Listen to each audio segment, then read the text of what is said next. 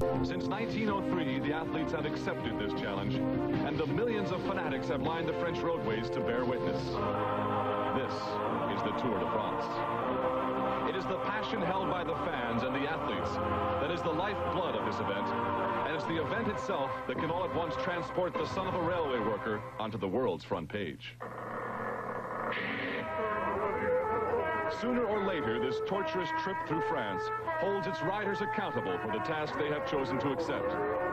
The Tour de France will always enjoy its proud heritage, invoking pain, exhaustion, and often ending the careers of brave young men.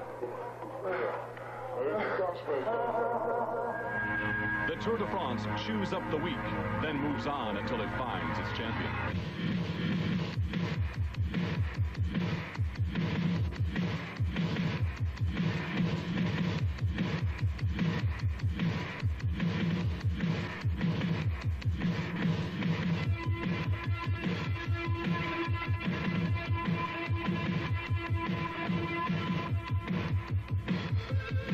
Time is all that matters in the Tour. The rider who can stay ahead of the rest wears the yellow leader's jersey. It serves as his badge of courage, his golden fleece. And it marks him as the man the world's hungriest men must chase down and devour. The mad frenzy to hunt down the yellow jersey becomes cycling's most dangerous game.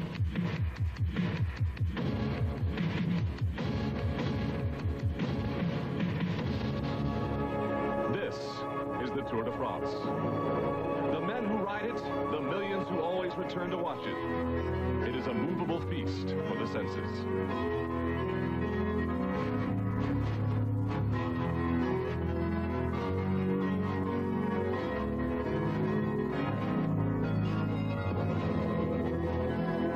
$2,500 miles for 24 days. Race in the world. Yes, this is the Tour de France.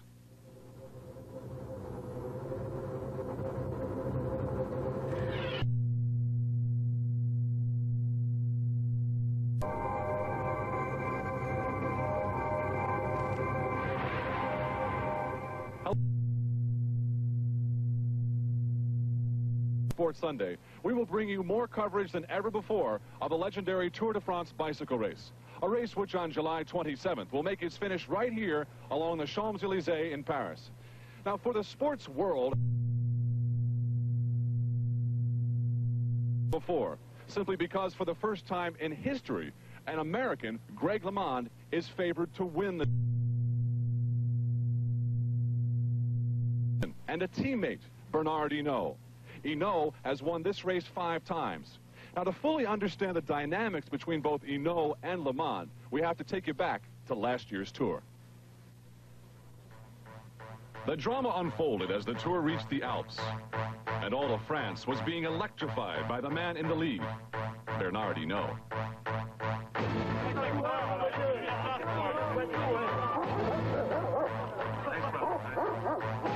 The crush to record it produced mob scenes.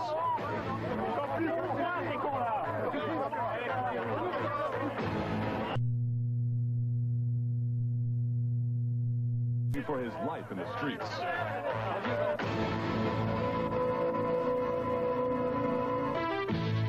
Here was the face of a champion, riding not only to conquer a bike race, but to rewrite history.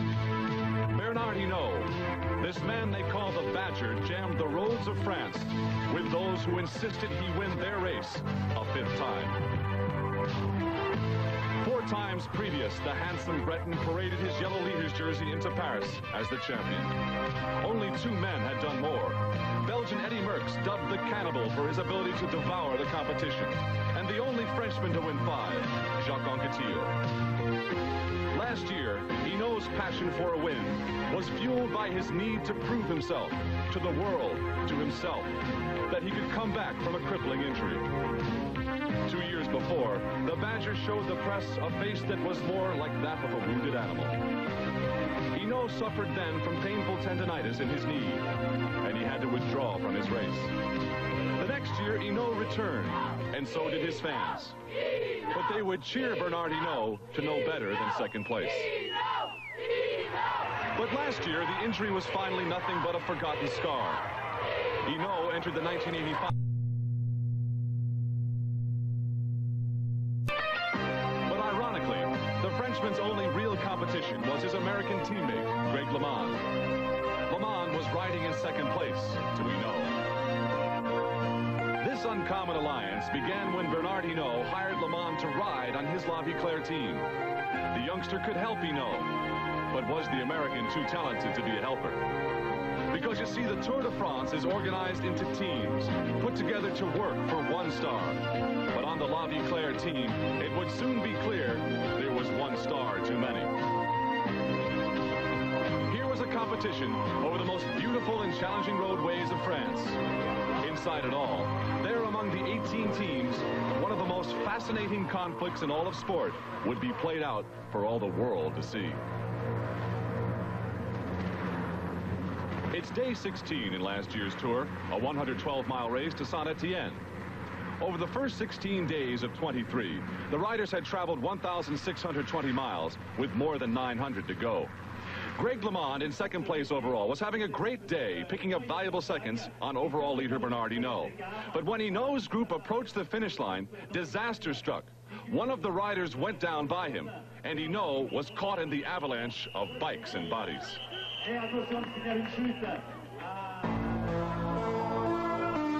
It was then Bernard Hinault who displayed the mettle of a true champion.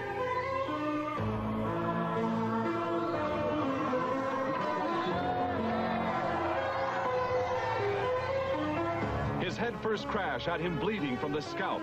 His nose was broken. But Hinault's unparalleled strength carried him to the finish line and brought those who witnessed it all to tears.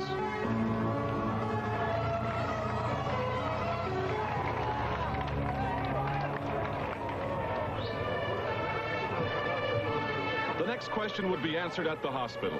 Would Hinault's injuries prevent him from continuing the race? Well, the answer came later that day as our cameras recorded Bernard's reunion with his son Alexander.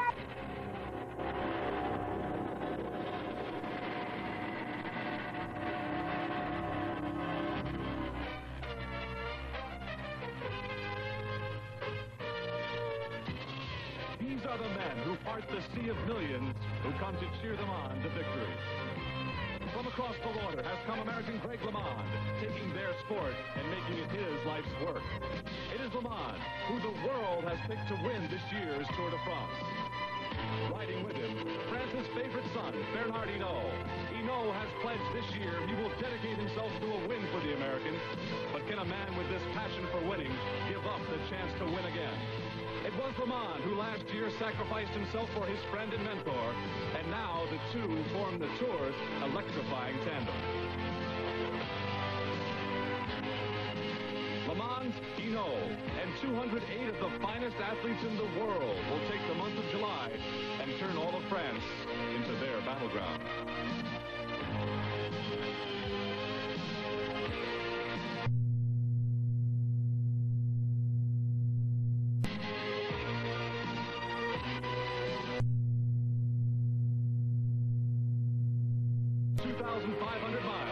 Tugged along by the 10-man La Viclaire Dream Team put together by Hinault.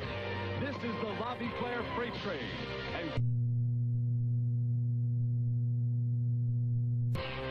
But standing in the way is a man who has beaten them both. Two-time champion Laurent Fignon is...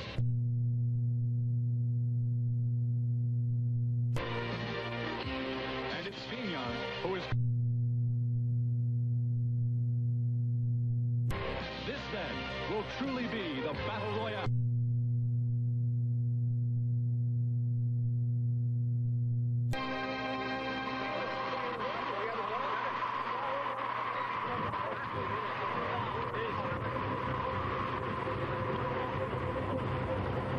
And welcome to our coverage of the Tour de France bicycle race. You know, before in the shadow of the Eiffel Tower, it was given to the French as a thank you by the U.S. back in 1928. It's appropriate that the first race of the Tour de France on this July 4th should be held in the home of Augusta Bartholdi, the designer of the Statue of Liberty. We're in Bologna for the prologue time trial. And in this industrial center on the western border of Paris, a good bit of the pre-race talk is about American Greg LeMond. This is the first time the Tour de France has traveled through the streets of Bologna, and the folks have turned out to see the world's very best. The first day is always a time to renew acquaintances, as friends from all over the world once again unite to start this great race. For the men who will begin this 73rd Tour, the time here at the starting line is spent fine-tuning the machines and the flesh and blood. 2.9 miles away at the finish line is my colleague Phil Liggett. Well, here at the finish line in this opening prologue of the Tour de France, there's an indication of the great interest in the event. Over 500 journalists have already arrived. And the reason is that this prologue time trial may only be a shade under 3 miles, but it will give some indication as to who will lead the teams. The Tour de France essentially is a team race. There are 21 of them here, each one with 10 riders. Most of the teams know their leader, but 1 or 2 of them don't. And one of those teams, of course, is La Vie Claire. Will it be Greg LeMond or will it be Bernard Hinault? And the chance here in what the French call the race of truth will give both of them their chance to prove their strength. Well, they call it the race of truth for one reason, because you're on your own, there's no drafting, and the watch tells the truth. And Bernard Hinault has won a prologue time trial on no fewer than 5 occasions in the past. Greg LeMond has never done so, yet he really is everybody's favourite to lead the team. So, a lot to fight out in a very short time trial, a real scene setter for the start of this year's Tour de France. Away from his public, Bernard Hinault, France's most popular sportsman, prepares mentally and physically for the short but important time trial. Is LeMond behind, thinking what is in the mind of the man they call the Badger? LeMond exudes the confidence of a rider who believes in himself. It's a different pressure for Eric Heiden, a champion in speed skating. He's a novelty here, but Eric has an infectious personality, and true to the Heiden method, he prepares in his own relaxed way to face the clock and the pain.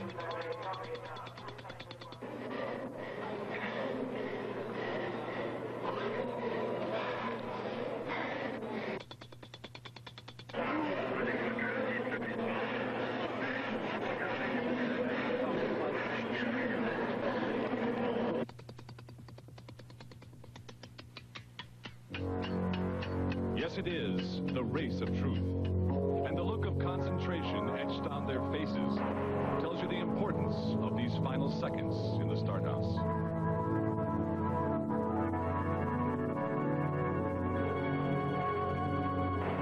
Maybe it's concentration, and maybe it's fear. Because when the moment draws nearer to meet the watch, the anticipation breeds a cold sweat.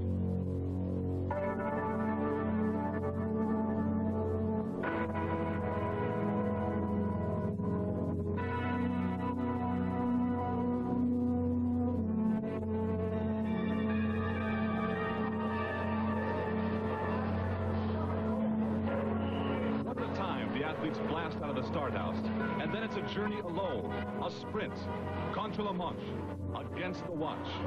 Behind each rider, a team support car rolls out, packed with spare parts, even a spare bike. The race to stop time has turned bike racers into high-tech projectiles, aerodynamic helmets, and solid moon wheels to escape wind drag. The Tour de France cannot be won alone, but it's only fitting that the first race end that way, with the sound of the wind and the crowd blasting into your ears. At the finish line, 5 minutes of work can be time well spent, or it can leave you deep in a hole with 22 more days of riding ahead. In a race decided on overall elapsed time, this is what it's all about. Coming up, can the power of gold conquer the race of truth? Hampsten in the start house, ready to pedal the first strokes in his inaugural Tour de France.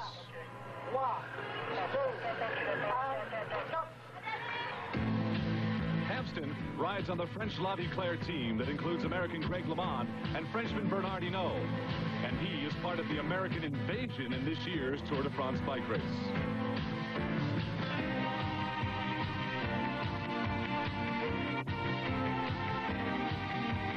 More than 1 month ago, it was Hampsten who won the prestigious Tour of Switzerland. The frail-looking professor's son from North Dakota has been compared in most every way to Bernard Hinault himself. Like Hinault, Hampsten knows how to win time trials, as he did in that Swiss race. Making history is something at which Eric Heiden has become an expert.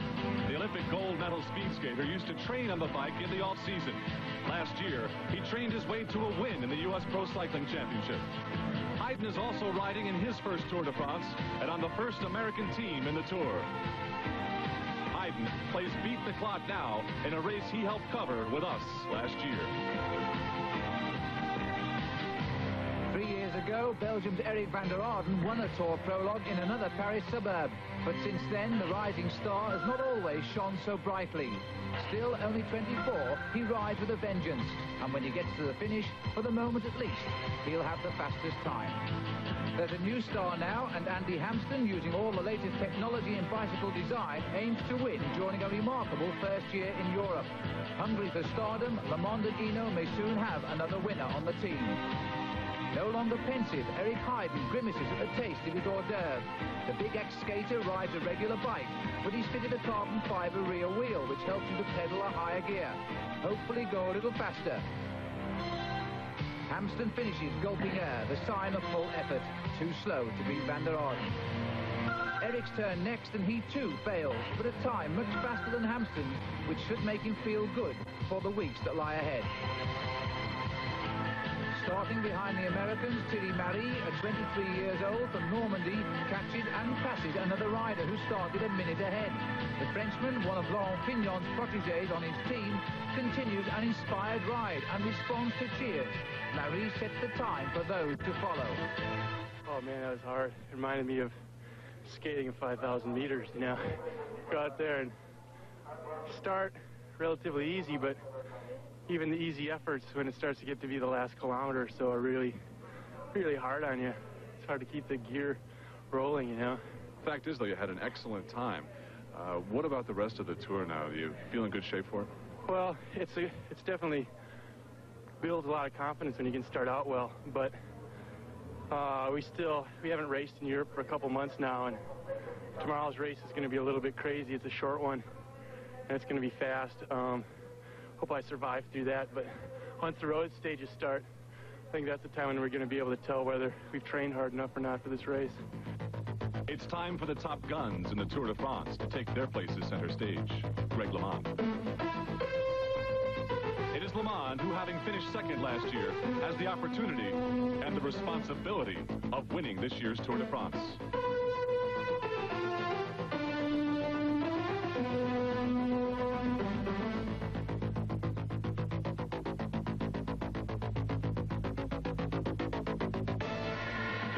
Riding for La Claire, has taken a beating in the press for his inability to win major races, and today pedals this year's time trial like a man possessed.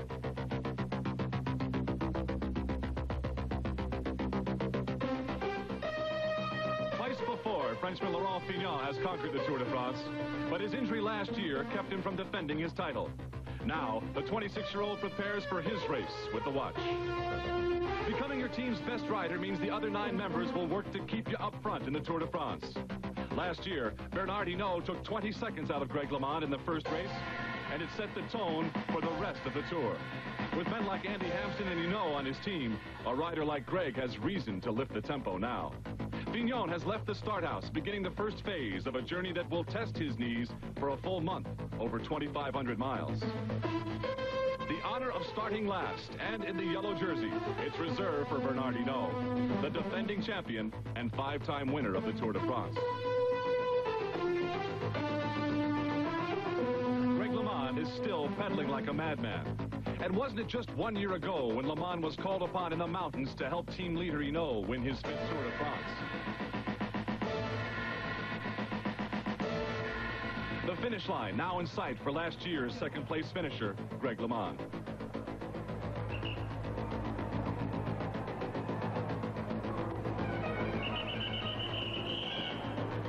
LeMond beat Andy Hampsten's time with that performance, but his teammate and France's superhero still to come. And the time trial is Bernard Hinault's specialty. And if the Frenchman takes the lead here, will he really toss away a chance at a record 6th win?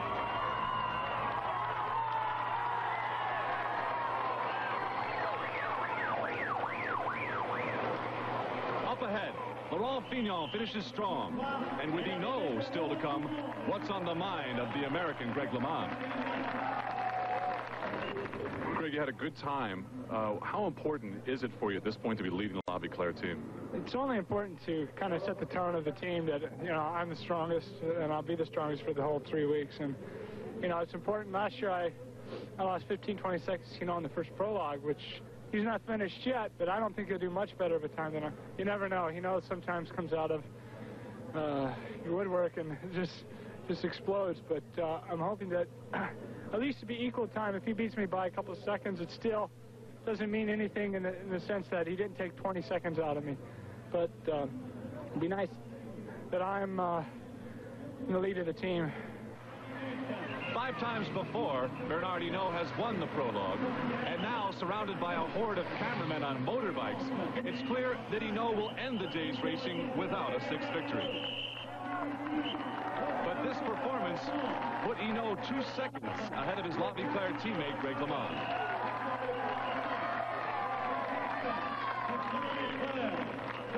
The standings after day 1, Thierry Marie, a time trial specialist, in first place, and a key man on Laurent Fignon's team, which could make things very interesting.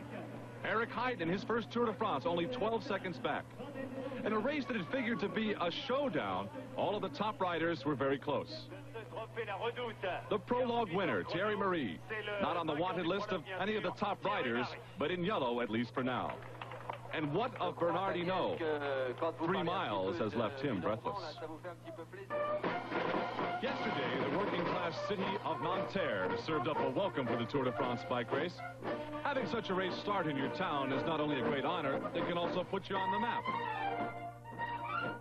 But you know, it always seems that each year there are a few bugs to be worked out before you lose that feeling that something bad's getting ready to happen. Was hurt, and there's always someone around to make sure the Tour de France stays on track, and always someone to answer those nagging questions. Seen where the team parked, you know, Ken? Do you have any idea where the team parked? Early morning rituals. Greg LeMond putting the equipment in working order. Bernard Hinault, who always has plenty of company around him. Hinault has announced this will be his last tour. Winning it a 6th time would make history. A good many cameras, of course, were pointed in the direction of current overall leader Thierry Marie in his yellow jersey, enjoying a moment many feel might be brief. His boss, Laurent Fignon, with that look that has earned him the nickname Distant Professor. So ready for day 2 now on their month-long journey around the entire French countryside. The race began Friday, July 4th, and headed straight north.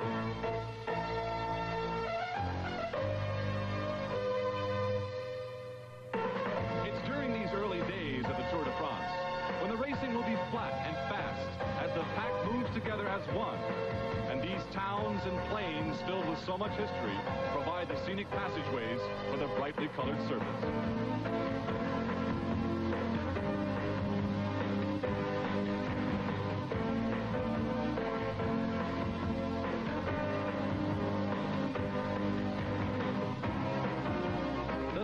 Wind their way through Normandy, then head south, remaining in the flatlands, and pointed towards the wine country of Bordeaux. But there's no stopping them. If you can't catch your lunch on 2 wheels, you'll go hungry.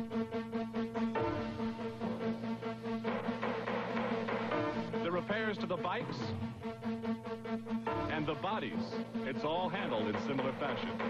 For there is no stopping the Tour de France.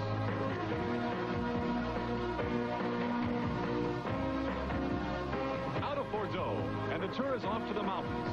First the Pyrenees for 3 scorching 7-hour days and perilous trips through thin air. The crowds at the summit always number in the hundreds of thousands. The trips back down are always frightening.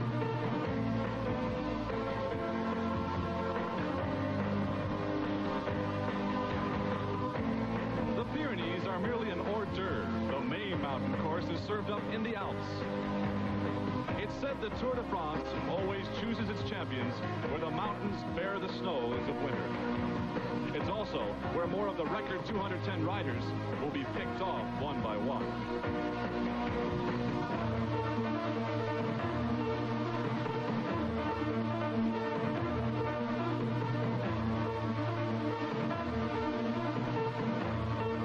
To continue the Tour de France. It takes more than pain to stop men who have trained a lifetime just to try and finish.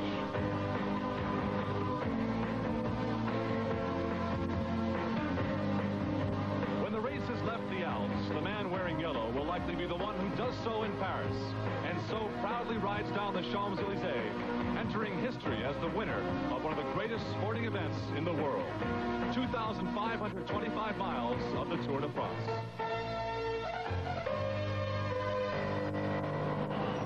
And here on day 2, 21 teams of 10 riders each got set for this year's first road race. But their pre-race procession out of town was stopped before it even got started.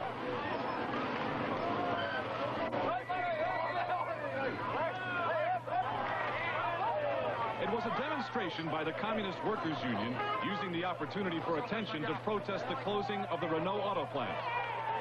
The protesters made their point without serious incident. But from behind, it looked like a full-scale street brawl. And that was enough to send yellow jersey Thierry Marie looking for cover.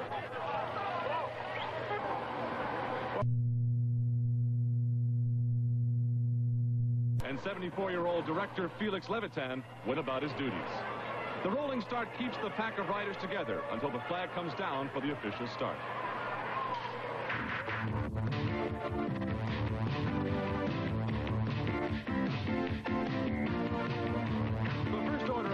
For the bold and brave Frenchman Marie was to shake off his traumatic experience and try and chase down the racers up front.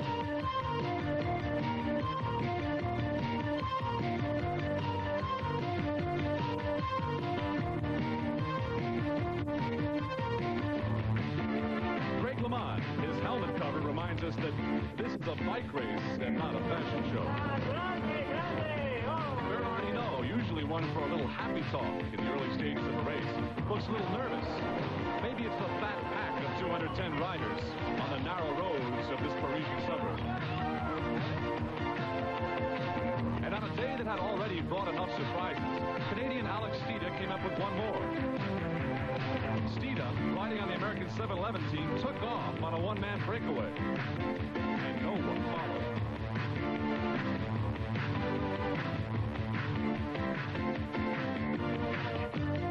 So, with the Tour de France less than an hour old and with scant regard for the 38 miles that still lie ahead, Alex Steeda of Canada heads off into the unknown. A touch of Tour fever, it's a common enough disease in France in July, but who cares about why? It's riders like Steeda who have made this race great. The truth is, the first American team to ride are anxious to prove they're not just food for others to build their own reputation. Steeda wants Marie's yellow jersey, and with it a piece of Tour history. No Canadian has ever worn the maillot jaune, but these riders have seen adventurers before. What's in the mind of Alex Steeda as he leads this 53-mile road race, far and away the shortest in the entire Tour de France? His first tour already put him in uncharted territory. And now, a sign on a motorcycle tells him that at 1 minute 47 seconds ahead, he is technically in the yellow leader's jersey. And no North American rider has ever worn it. Canada's greatest track pursuit riders was now pursuing the greatest goal of his life, the maillot jaune in the Tour de France. And even with a lead of almost 2 minutes, he knows enough not to allow himself the luxury of thinking what might be.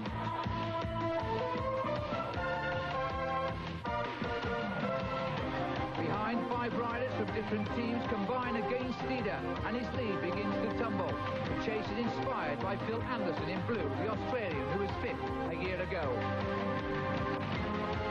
Steeda's team car tells him to get up, all is not lost yet, but maintaining 30 miles an hour is beginning to tell, and the vision of a yellow jersey today might just be an illusion after all. The people of Paris are being treated to a strange happening. A Canadian being chased by an Australian, a Dutchman, a Frenchman, and 2 Belgians. Phil Anderson Anderson, called the Kangaroo by the French, was here to prove he might again be a challenger for this Tour de France. He spent most of the season injured. This unexpected freedom from the pack inspires the chase. There's still light at the end of the tunnel, because today along the route there are catch sprints, places where the first rider wins a bonus at 12 seconds. Now his long attack makes sense. 12 seconds down overnight, Steeder's already won one. That makes him even. So the chasers eat into the Canadian's lead. Steeder knows if he can win just one more sprint, even if they catch him, he still could win the yellow jersey. The catch sprint banner stretching across the road is no mirage, and Steeder races for it. I wonder if even the knowledgeable French understand what they are witnessing. Another 12 seconds in the bag, and if he's caught now, this is time he cannot lose. Alex Steeder is now poised to take the yellow jersey in the Tour de France. The American team is doing the impossible. Behind, the chasing pack of 204 riders begin at last to bare their teeth. Time is running out for Thierry Marie, who began in yellow this morning. Now there's a new name for the French to pronounce. They say Steeder. But hopes of a first Canadian stage victory take a setback when the 5 chasers led by Paul de Shore from Belgium catch up.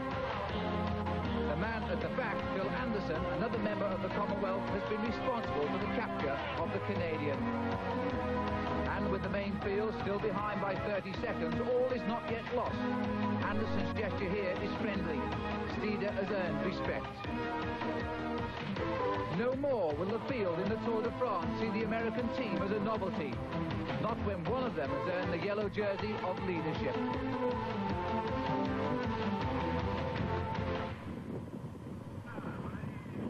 At the line, 3 of Steeder's pursuers finished before him. And although the Canadian was denied a win in the day's race, finishing 5th, he had done something far more damaging. Steeder had completed a good day's work while out on his breakaway ahead of the pack. Being first through all those sprints earned him valuable time bonuses. And as the rest of the pack crossed the line pretty much together, Steeder became the man of the hour. And it's clear by this picture that Steeder was not yet aware of what he had done. The Canadian was now leading the Tour de France. So the standings after 2 races, Alex Steeder was not more than 30 seconds ahead of the top athletes, but he had done some damage to their egos. And so it was yesterday that the Canadian, riding on America's team, became the first North American to wear the golden fleece.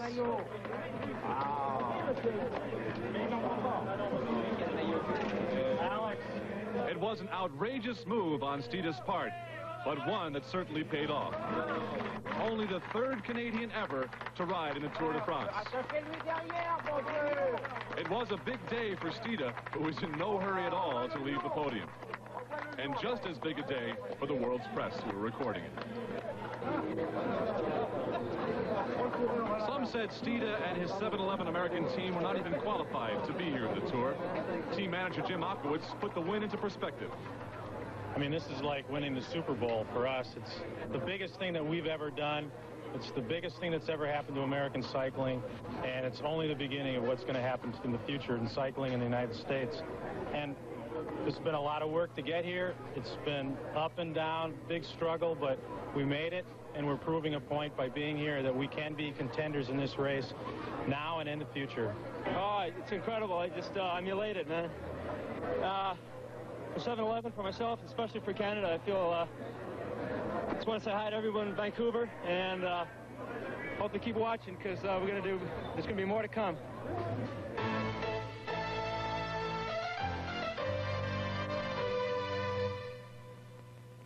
You won't find television holding, hat-wearing, flower-accepting, advertising frenzy. What's even more astounding, though, is what precedes the tour into each different town 1 hour before the day's race.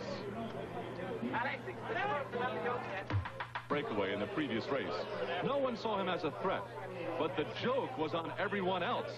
A cruel joke indeed for the man everyone thought would be the first North American to wear the yellow jersey. Well, it's a rather real lucky break for them, because it's not a matter of really by strength that they took it. It's by luck because of the circumstances. But it's a good break for them. It's good. It's a once-in-a-lifetime deal to wear the yellow jersey. It's incredible. Unbelievable. And well, it's impossible to describe the magnitude of that accomplishment. It's incredible. Lamont never had the yellow jersey, and he's done the race twice, and he's the best cyclist in the world. It's amazing. Indeed. But this year, Greg has been picked as the favorite to win with his French team. And we are, after all, only 2 days into the Tour. Two-time winner Laurent Fignon. He and his System U team could have something to say about all that. Coming up, the teams at their best and worst. Out of Paris, the Tour de France was in the town of Meudon. Warm and windy, and the second race of the day following the 53-mile road race. This was a 34-mile team time trial. In the spotlight at race time, Canadian Alex Stida, who would lead the 10-man American team. The team time trial stage in the Tour de France is the one the riders hate. The leaders of the teams are at their most vulnerable because they are only as strong as their weakest members. The rules say that 6 must finish together at the same time, so even anxious team leaders must wait for their weaker teammates. Each man takes his turn to lead the formation into the wind, but it's not as easy as it looks. The best teams can knit together into one fluid movement.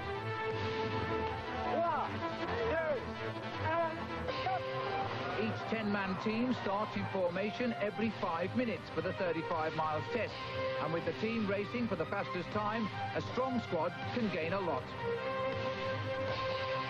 The 7-11 team have never ridden a team time trial with 10 men, and they need a good time to keep Alex Stida in his yellow jersey. The emphasis is on speed and coordination, and riders normally accustomed to sitting in the pack must take the lead. The La Vie-Claire team, led by Greg LeMond, show their years of experience by keeping a tight formation. They ride in 2 files, one going forward to set the pace, the other falling back for a little bit of relaxation. Led by Laurent Fignon, the System U team is experienced and anxious to do well. Team manager Cyril Guimard shouts to keep his men aware of progress. But it's left to former Tour winner Laurent Fignon, who has the job to keep his gladiators in textbook formation.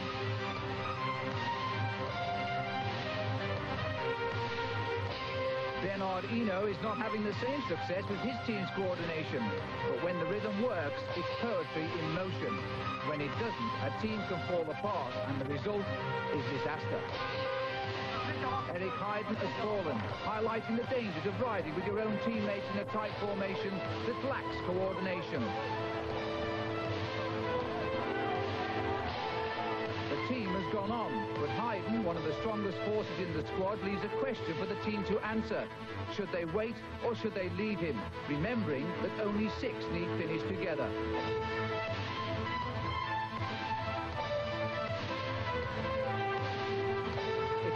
For Heiden to restart, and over the hill the team shows signs of waiting. But on this historic day, fortunes are mixed for the team, and there's more trouble.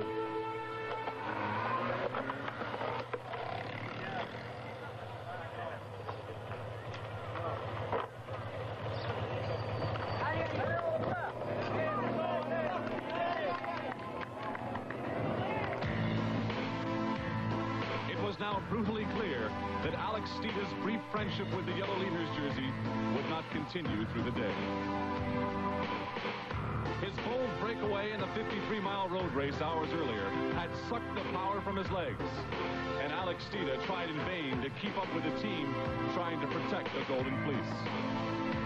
Stida was now in a new struggle. He was in danger of falling more than 5 minutes behind his team and being dropped from the Tour de France.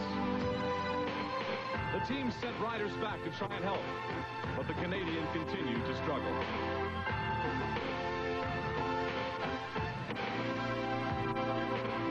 The La Vie-Claire team, and Greg LeMond picking up his tempo, riding in a nervous hustle, his team appearing lackluster, and LeMond trying to generate a quicker pace.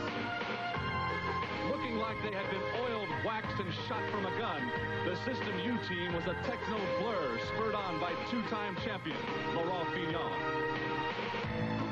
Stida continued to falter and was was now caught by the Peugeot team, who had started minutes later.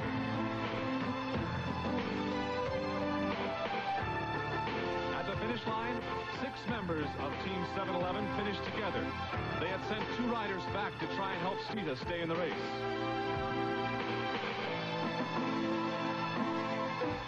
In 1 hour and 16 minutes, they had endured a crash, 4 flat tires, and lost the yellow jersey.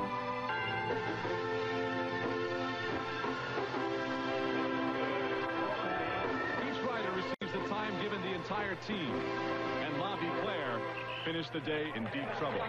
The feeble efforts of the team that included Lamond and Hinault would leave them a full 2 minutes behind the leaders. Alex Steeda, the historic bearer of the yellow jersey, and he came within 49 seconds of having his Tour de France end right here.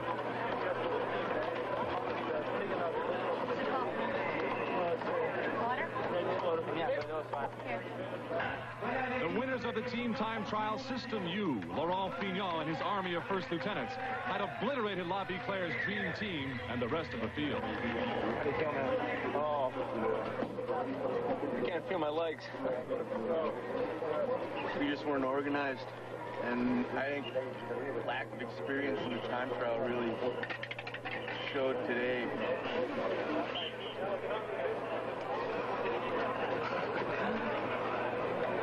See this picture. We went from the pinnacle of the sport to the bottom of the pit today. They were clamoring to see a French superstar, but not Hinault. Laurent Fignon was of interest as the man who could, with his team, lead and win his 3rd Tour. And his loyal 10-man system would never give him a raw deal. Saturday, the yellow jersey for the 2nd time in 2 days. Fignon's right-hand man, Thierry Marie. Smiles all around for the system, but for no one else. Our team is first place? That's right. Good luck, man.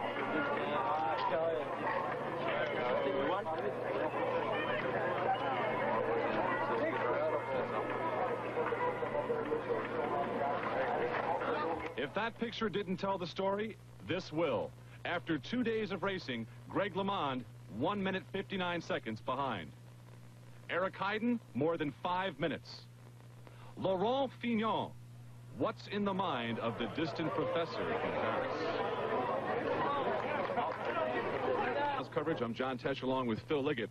Earlier today, the longest road race so far in the Tour de France, 133 miles. Let's give you a look now at just what happened earlier today.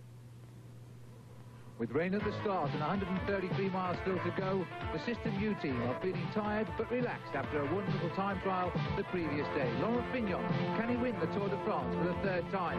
He thinks he can because his team all come to the front today and hold the race under control. But Greg LeMond, the young American, watches and waits and uses the System U team, his rival, as his allies.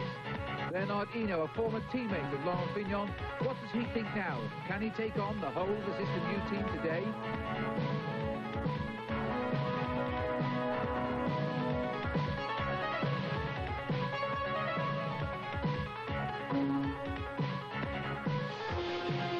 The surprise of the day was generated by the Boulder native, American Davis Finney, who decided it was time to go to his famous sprint and lead the American 711 team.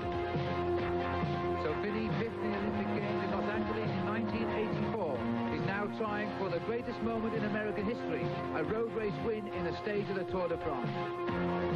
And with the final sprint, a frenzied one indeed, watch the right of your screen as Davis Finney, just at the finish line, becomes the first American ever to win a road race stage in the Tour de France.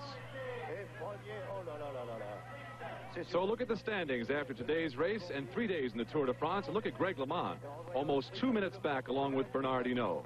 Eric Heiden, better than 5 minutes back. And back here...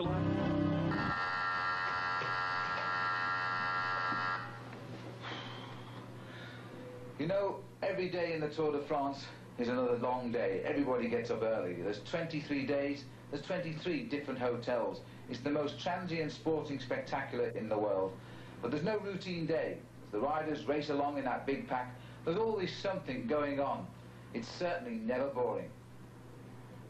It's the same in any job, and for the professional cyclist, a cup of coffee and a pleasant chat starts the day nicely. After a drink, well-trained hands remind the rider that this is no ordinary working day, but one that requires special attention. No time to read the mail either. This is an outline of the route ahead, and to those riders who don't know the way, now's the time to learn. Early stars have the chance to sign autographs and enjoy a slice of glory. And there's even time to read about what people think of you. Laurent Fignon grabs a last-minute snack on his way to the start line. It's a long day. And just like in a factory, when the whistle blows, it's time to go to work. But not everybody's so keen. With up to 7 hours pedalling ahead, there's no hurry. The day is young and the road is long. Even Felix Leviton, the organizer, is full of pleasantries for the workers. And for the moment, the lead is dormant and the badger rests among friends. A chance for Haydn to check his wounds of days gone by. Check your brakes, sir. No need to stop for this one. A problem with the cleats on your shoes? Nothing a screwdriver won't fix. Ah, here's a rider with a knee problem. It's not the only problem he's got. You know, these long flat stages can become tedious, and there's no better way than to tune into a little music, join the Navy, or just listen in stereo. And then, if you're lucky along the route, you might just spot Papa and Mama. Marc Gomez, the ex-champion of France, has even had permission from the pack to go ahead and greet his family. What a friendly lot the riders can be at times, even though they don't stop to say hi. One basic rule in the Tour de France is that you must pedal all the way. No one says you have to stay on the road.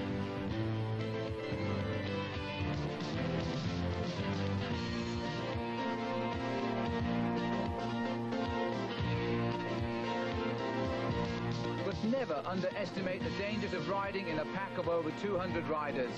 Elimination is just an elbow away.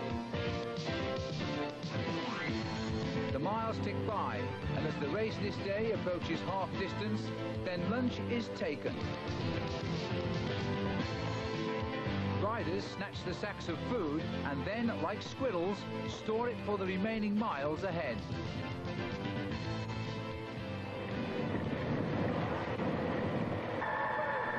Hinault packs the food in his mouth rather than in his pockets.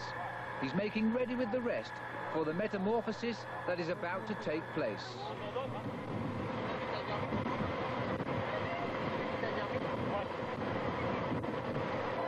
With lunch break over, Laurent Fignon calls on manager Cyril Guimard. And Greg LeMond prepares for the real work, which will soon begin, by putting on a hard hat.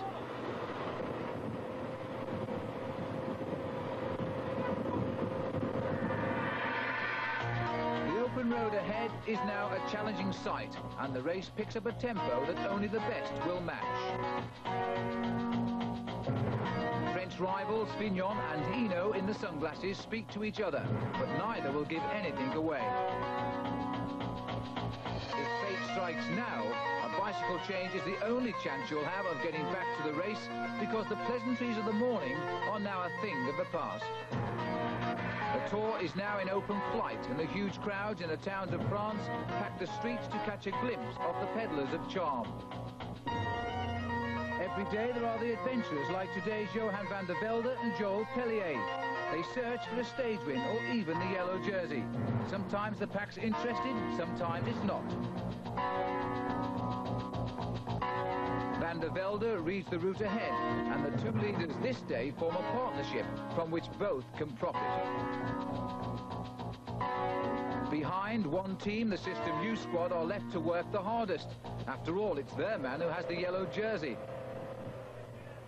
In front of a huge crowd, Van der Velde wins the stage, and another long day in the office will end, but there's plenty more to come.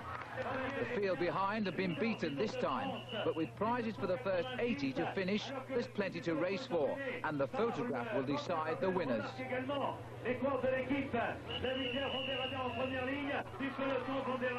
And what a day for Van der Velde. He gained enough time to take the lead for the first time in his life.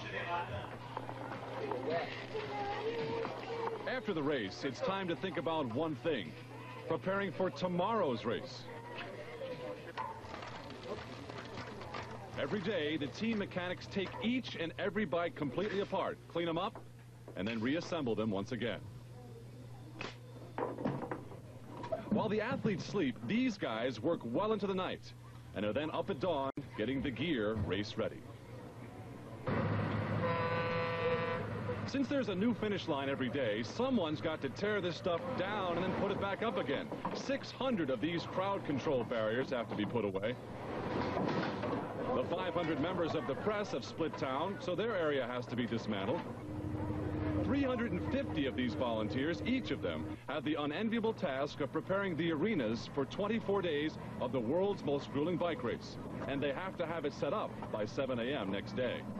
By the way, the guy who runs the operation is a former colonel in the French Foreign Legion.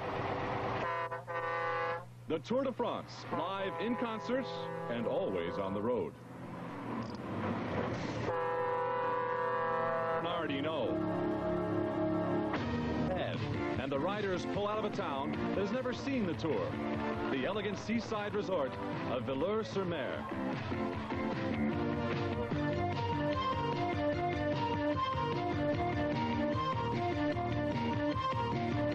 Right away, Hinault lets it be known that he's had enough passive jousting and generates a breakaway off the front of the pack.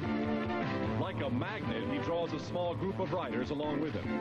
This now is the daring Breton whose take-charge style has won him 5 previous Tours de France. Back in the chase group, and Le Mans too lifts his race tempo, and the entire pace of the race continues to build. No one can afford to let the likes of Hinault or Le Mans get a leg up here on the roads of Normandy. System U, and for once, Laurent Fignon's band of ultramen are not controlling the race, at least not yet. Greg LeMond remains behind with the system. If they make a move on Hinault, he'll go with them. The 11 escape artists have now opened a margin of 1:30. And through the 19th century towns, a Frenchman leads the attack.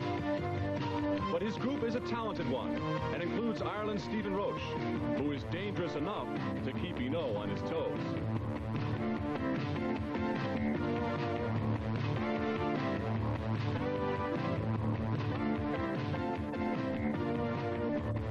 Chasers, led by Le Mans and System U, are now almost 1:45 behind the leaders, and the blistering pace has opened up the ranks, throwing the swiftest into a scramble in single file.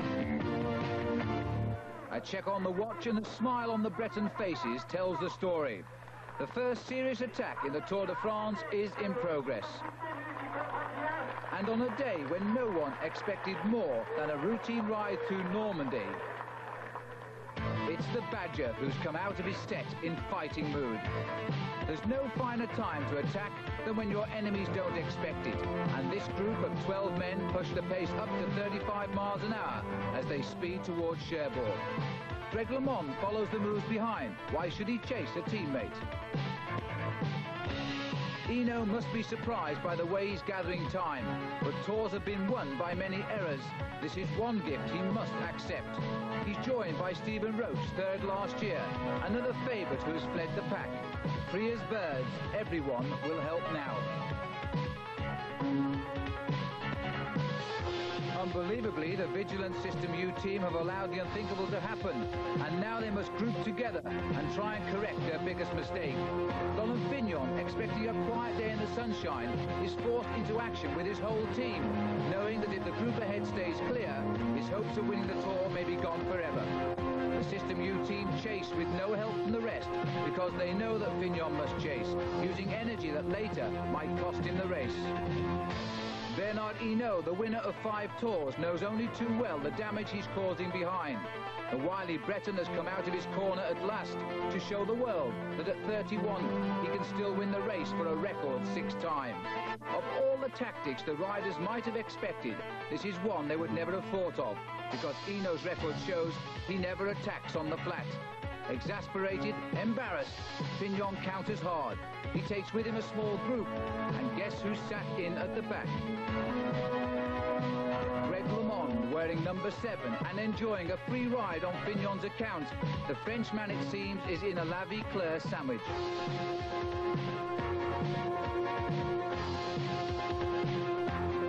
And after an hour of freedom, the leaders begin to sense failure, and behind the relentless formation of the System U team, succeed in ending one of the most epic pursuits across Normandy of a type rarely seen in the Tour. There is still no obvious candidate for Paris. But wait. In a classic tactic, Greg LeMond, Bernard Hinault's teammate, attacks. Has he caught the field off guard? But no, because Yvon Madio, the French champion and teammate of Laurent Fignon, is ready this time. And LeMond knows now that the shocks for this day at least are over. And peace will return to the pack, who will not forget the day the Badger came out to play. Things following 6 days look a lot like they did before today's race. The difference is now there's more tension than ever before, and at least one rider is talking about it all. It's been really aggressive the last couple of days. Everybody's nervous for the time trial in the mountains. I think everybody's waiting for something to happen, waiting for it to explode. The Mew carry on defending for Laurent Fignon. To come, though, there's a time trial. Will the system break down? It's about time. Over a span of many years, it's always been a race against the clock. So let's turn the clock back and take a look at history.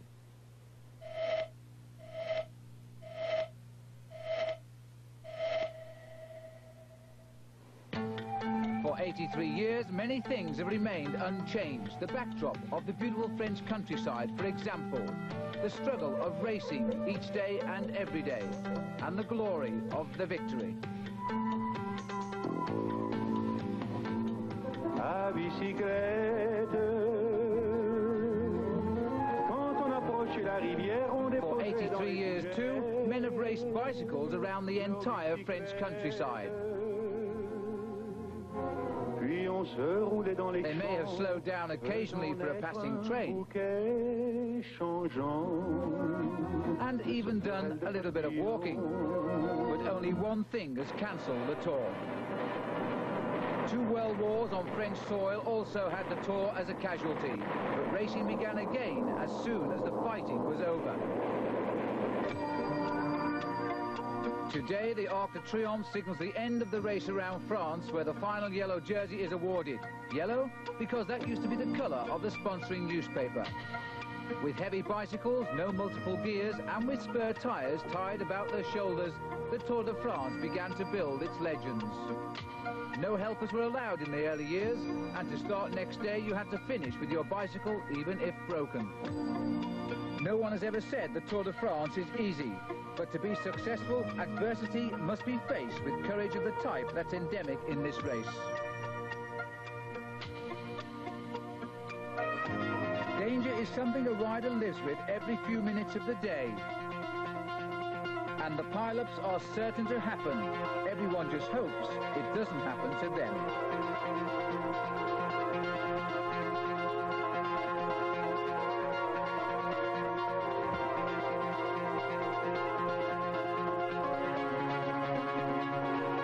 One tragedy above all has scarred the Tour de France, and British cyclist Tom Simpson died on the climb of Mont Ventoux, a barren, burning mountain slope in the Massif Central region. It was in 1967, on July the 13th, on stage 13, exactly 19 years ago today.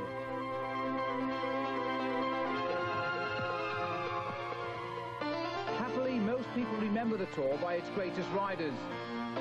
Louis and Bobet, 30 years ago, the last Breton before Hinault. Jacques Anquetil, 5 times a winner from Normandy, and now a television commentator. And the greatest rider of all time, Eddy Merckx from Belgium.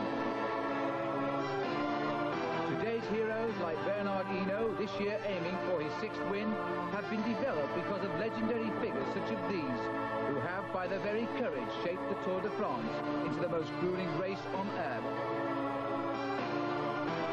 This year, will there be a place in history for Hinault and a 6th win, or Greg LeMond, who could be the first American winner?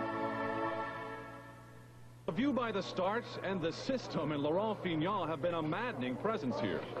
Like a ski racer now, LeMond balances in the start house, and then 5 final ticks of the watch.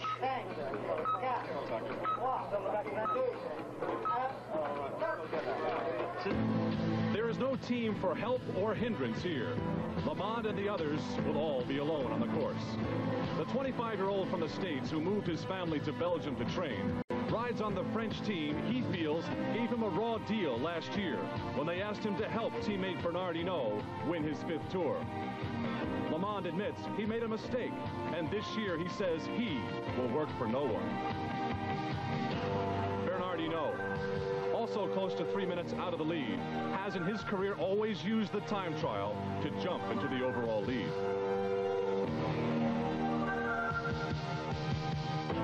Without the help of other teammates to take a turn at the lead and act as a windbreak, Greg LeMond and the others are armed and dressed like guided missiles, saving precious energy, valuable seconds.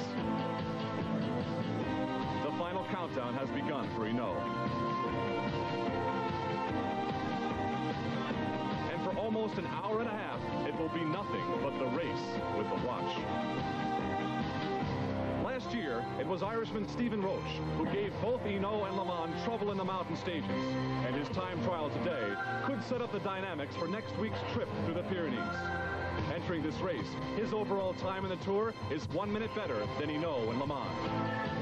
LeMond told us before this race, this would be the Tour's first real test of its riders, and it's obvious the American has adopted one singular pace, flat out.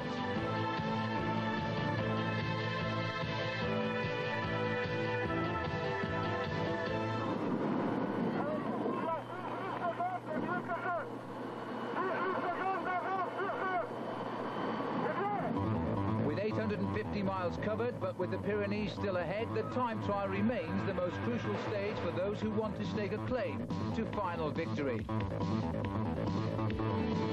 Bernard Hinault has always been convincing in these races of truth, but age is no longer on his side, although the people here certainly are. LeMond is the new star, but it is here where he must prove he is ready to lead his La Vie Claire team. Behind them both, Laurent Fignon prepares for his moment of truth. A winner in both the tours he's ridden, a year out with injury leaves a question to be answered. Is he fit enough to come back? No moon wheels for him in this age of advancement, but still a strange-looking bicycle.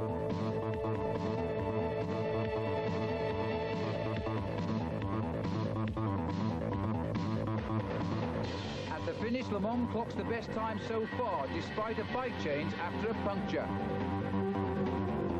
Dublin Stephen Roche averaging 31 miles an hour, an incredible speed. Here's a man who could win the whole thing.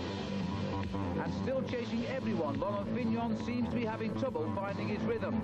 At the halfway point, he's lost 2 minutes to Hinault and slightly less to Greg LeMond. And at the finish, Bernard Hinault gives his answer, with a ride that will send chills through his rivals. Last year's winner, who openly said that this year he would ride for Greg LeMond, hits the American with a body blow and sets the best time of the day. What price now for an American winner? Still to finish, the yellow jersey of Jürgen Pedersen. He will be 6th and keep his lead for a while longer. Roche, 3rd last year, is back in the fight again, with 3rd this time on the day. Now the Tour's declared its true challengers. Even while Roche was finishing, the confident Bernard Hinault took time out for a shave before he met the press. Hinault knew that his main rival this day, Laurent Fignon, had experienced the blackest moment of his Tour career. The time trial, once his strongest event, had revealed his weaknesses after a year away from the sport. Fignon wanted right now to be alone. 2 minutes ahead of Hinault this morning, 2 minutes behind now. Even for Fignon, that was just too much.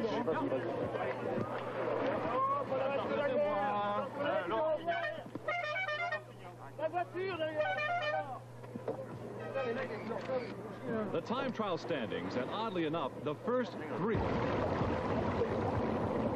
The Pyrenees Mountains in the summertime. These beautiful, tranquil peaks guard well the peaceful valleys below.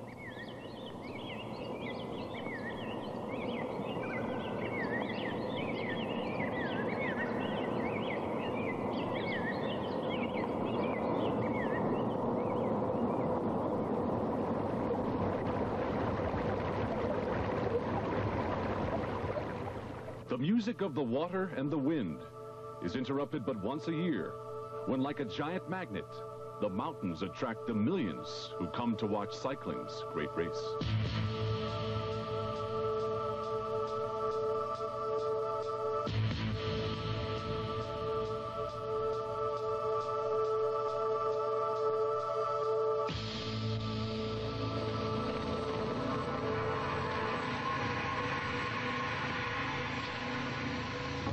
After almost 1,200 miles, the challengers in the Tour de France are clear. Bernard Hinault, the great Frenchman who's trying to become the first man to win 6 times. And Greg LeMond, friend or foe of Hinault, and desperate to become the first American winner of the world's greatest race. And out to beat them both is Laurent Fignon, twice a winner, but out last year with injury, and now he's back to prove a point.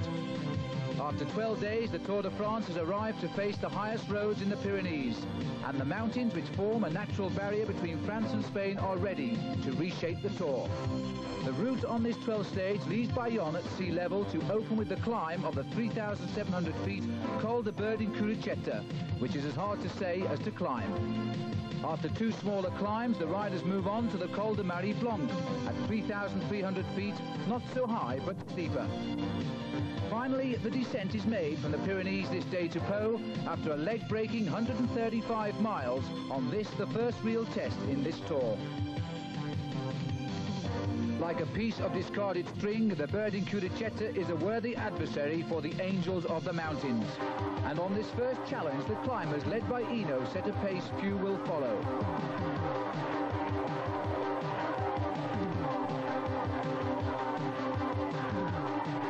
Thousands of spectators have waited all day to catch a glimpse of these talented athletes who have already shed the majority of the riders by half distance.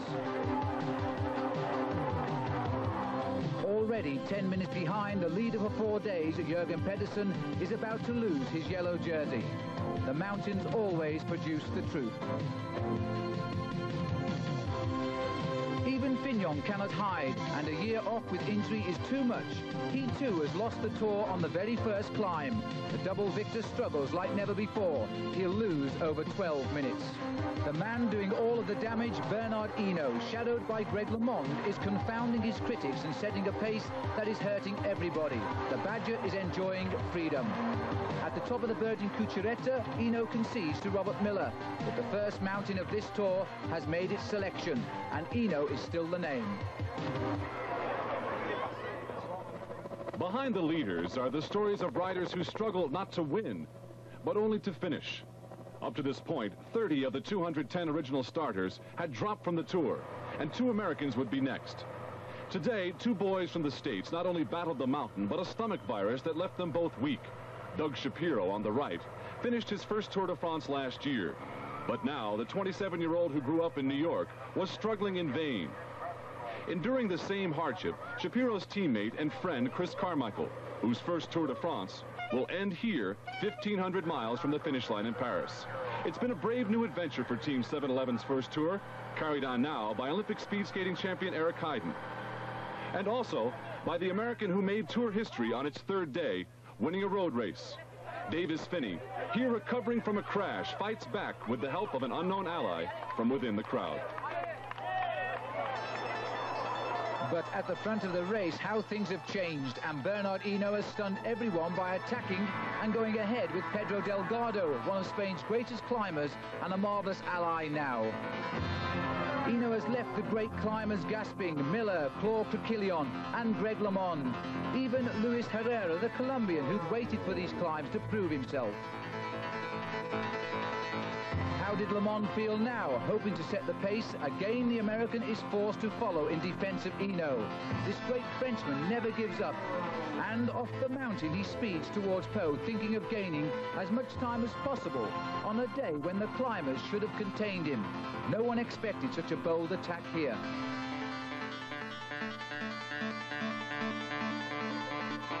LeMond knows now that his friend at the dinner table is a rival on the road.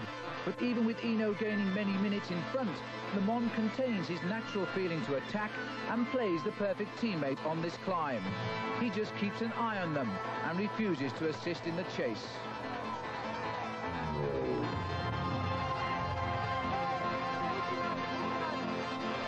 The French-Spanish tandem have made an alliance. Hinault has told Delgado that he prefers to make the pace, and for Delgado to keep out of his way. This is a man trying to win the Tour, and LeMond doesn't enter in his thoughts. The American wants advice. No one could have expected Hinault would take a 5 minutes lead. These time gaps went out 20 years ago, when the Tour was won by hours, not minutes.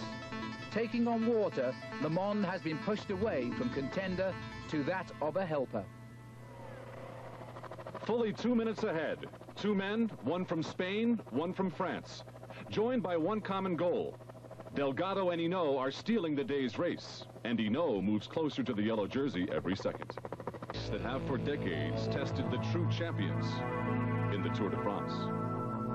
Bernard Hinault nursed along in his bout with an eye infection, which has done nothing today to slow his murderous attack. Greg LeMond, when his teammate Hinault left the pack, he left us all with a question. Has Greg LeMond's unwillingness to take risks today made him just another member of the pack? And what of Hinault? The two-time champion suffering on the climbs has virtually taken him out of the day's race. It's as if Hinault had grown tired of wearing his team jersey and was focused today on yellow. His lust for the jersey ultimately launched him out of the pack. Why did LeMond not follow Hinault's early move? Did he really think the Frenchman had taken a bad risk? And would Greg's decision here end any chance he had of becoming the first American to lead the Tour de France? At the summit of the highest climb, and the crowd barely notices Delgado, for his partner today is Bernard Hinault, who races to the chance of his name. Delgado offers Hinault a drink. It's the only bit of help he has refused all day. The partnership has been a profitable one for both men, and with the Frenchman's overall time standing, if they continue their 4-minute advantage, Hinault will be in yellow. Since 1903, the Tour de France has shaped people's lives. Pedro Delgado poses no threat to Hinault. He's already 8 minutes behind him on overall time. Riding like the wind, Hinault is producing an attack never seen since the halcyon days of Eddy Merckx, the legendary Belgian who made a habit of achieving the impossible. LeMond checks the route. The favourite going into the Tour is now way behind, but Hinault rides on the same team. Who is the real leader? Remember the scene last year when manager Copley stopped LeMond from attacking because Hinault was behind? What's Copley saying now with the roles reversed?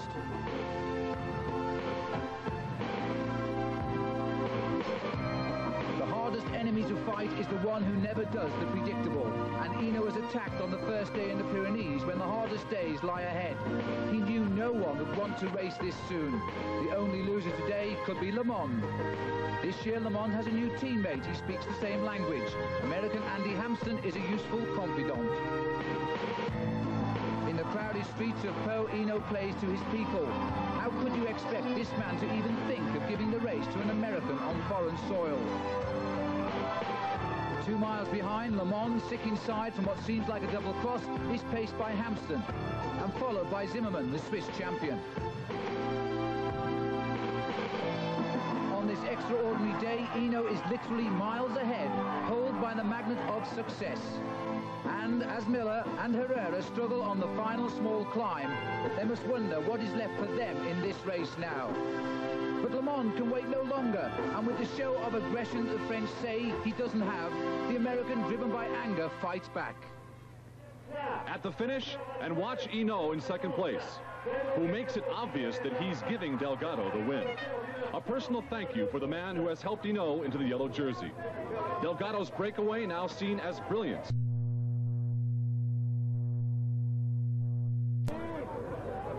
Bernard Hinault had rolled the dice, and the risk had paid off.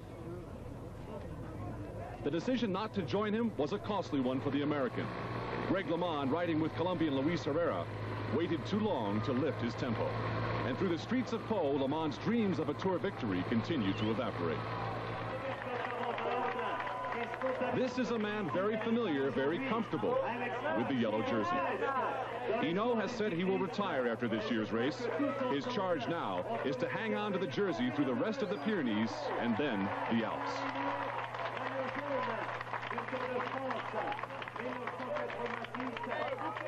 And still on the course, LeMond leads Herrera to the finish, 4.5 minutes behind Hinault.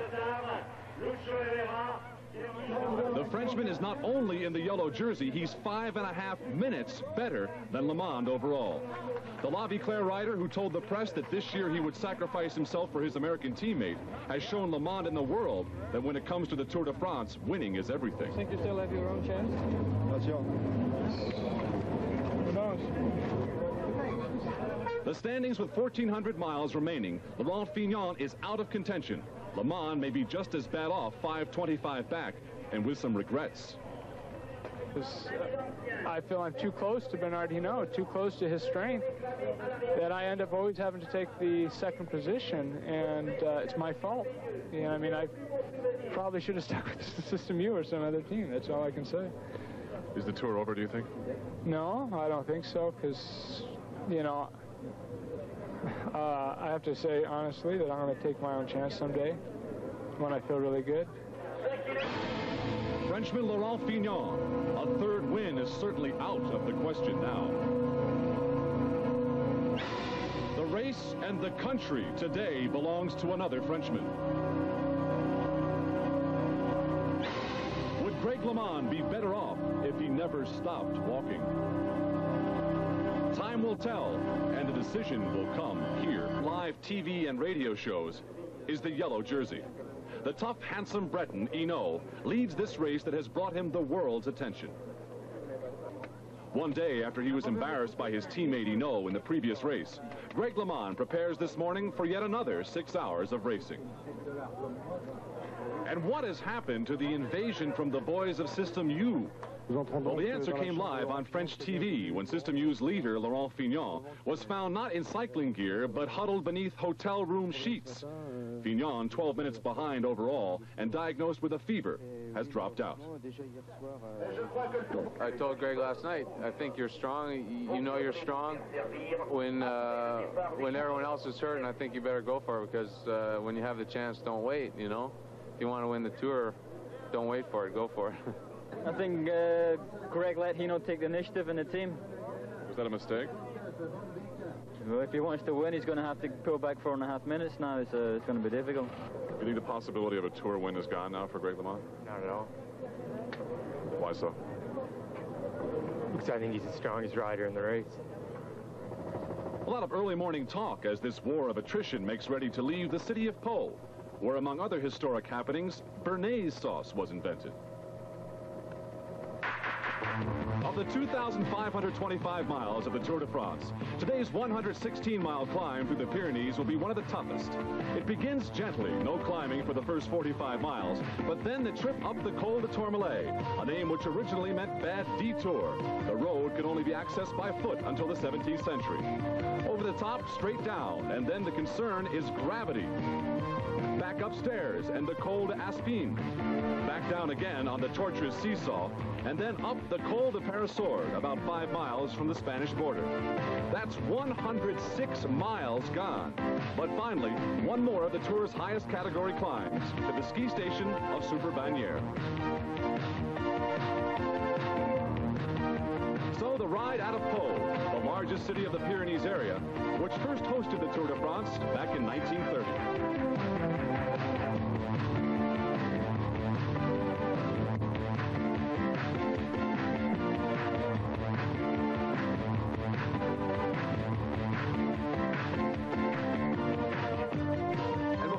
Got started, Le Mans had another one of his now famous chats with the team car. Is that the confident smile of a rider who is 5.5 minutes behind? What's on his mind? In a normal situation, Le Mans would be called upon to protect his teammate's yellow jersey, for Hinault, for the team. Somehow it makes you feel like we've all been here before. A castle stands sentinel in the Pyrenees, hiding the secrets of the past, but what of the future? The day opens with a surprise. There's always the adventurers, and Dominique Hinault, after only a mile, goes off on a lonely ride. A local man, 42 minutes behind, he has his chance. Above all, he's now the carrot for the chase. On the giant Col de Tourmalet, the riders ascend for 12 miles, and soon the climbers are back in their element. Hinault has gained over 8 minutes, but with being 42 down, he's no threat. Hinault is now in yellow as again the climbers set the tempo. And Le Mans is in no doubt. He wants to win the Tour, but he has to think of a way to recover 5.5 minutes from his friend and rival. All of France, it seems, awaits the answer. A year ago, Hinault was a teammate of Hinault and Le Mans, but now he's in a Spanish team and near to Spain's borders. He has the distinction of being the first man across the highest road in the Pyrenees. The newspapers, by the way, are not to read. They go up under the jersey to keep the chest warm on the way down. With a face that shows the pain, Hinault has not succumbed to the climbers, but instead unnerves them all by riding in the front.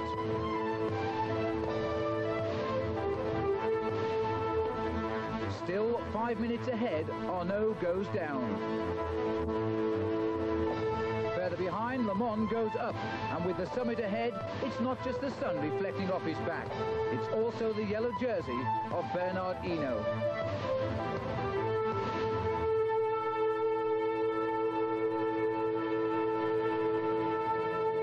So this pack of team leaders heads up the Tourmalet, with one team soon to face some important decisions.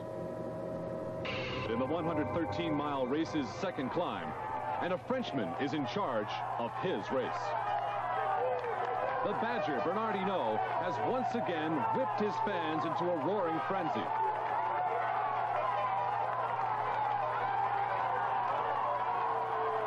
Here in this race that destroys mere mortals, Hinault is displaying his superhuman strength.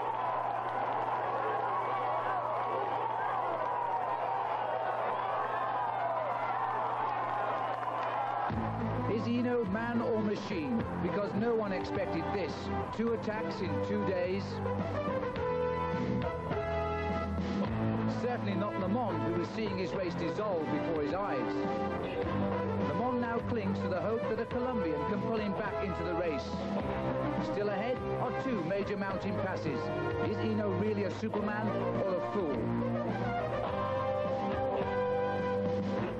In just 8 hours, this marvelously aggressive athlete has done more damage than in the previous 10 days. But at what cost to his own body? The Tour makes men, but it can also destroy them. Yet Hinault's won 5 times before. He knows the tricks the mountains can play. So is it strategy or vanity that makes the Tour leader, with a 5-minute advantage, go out for more?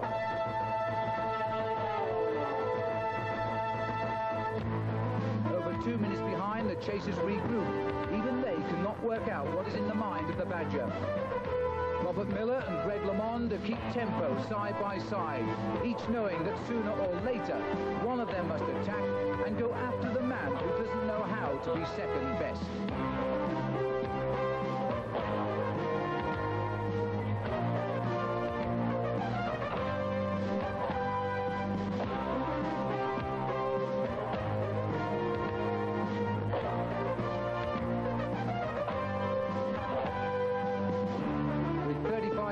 to go, Hinault takes food. There's still the terrible climb to the finish, but everybody, friend or foe, can only admire this demonstration by a rider who has learned to endure pain as well as the glory. Win or lose, he alone is responsible for tearing the Tour de France apart.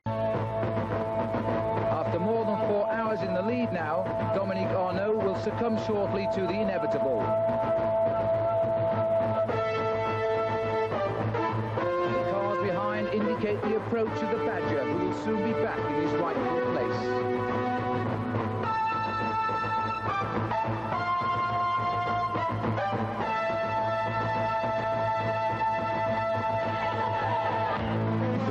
Behind being set by the Colombians, Le Monde does not look like a rider suffering from altitude. With alert eyes, is he still suffering from indecision, hoping that Hinault's own attack will be his downfall?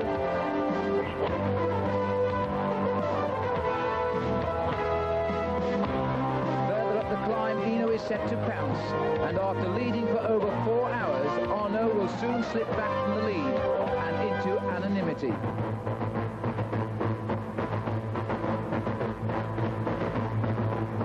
Without a glance, Hinault continues on his way.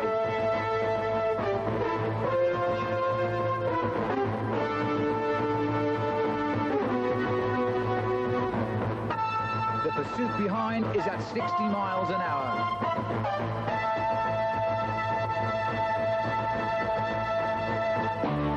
Showing the strain of one of the greatest attacks the Tour has seen in maybe 10 years, Bernard Hinault is elevating himself into one of the greatest... For more than 6 hours, knowing that even if you finish, you're still 1,300 miles from Paris. The bold and brave Bernard Hinault has begun to feel the effects of the heat and the long climbs. The pace that earlier had decimated his rivals is slower now. Behind him, a chase group has formed, including Greg LeMond. Hinault's time advantage is quickly evaporating.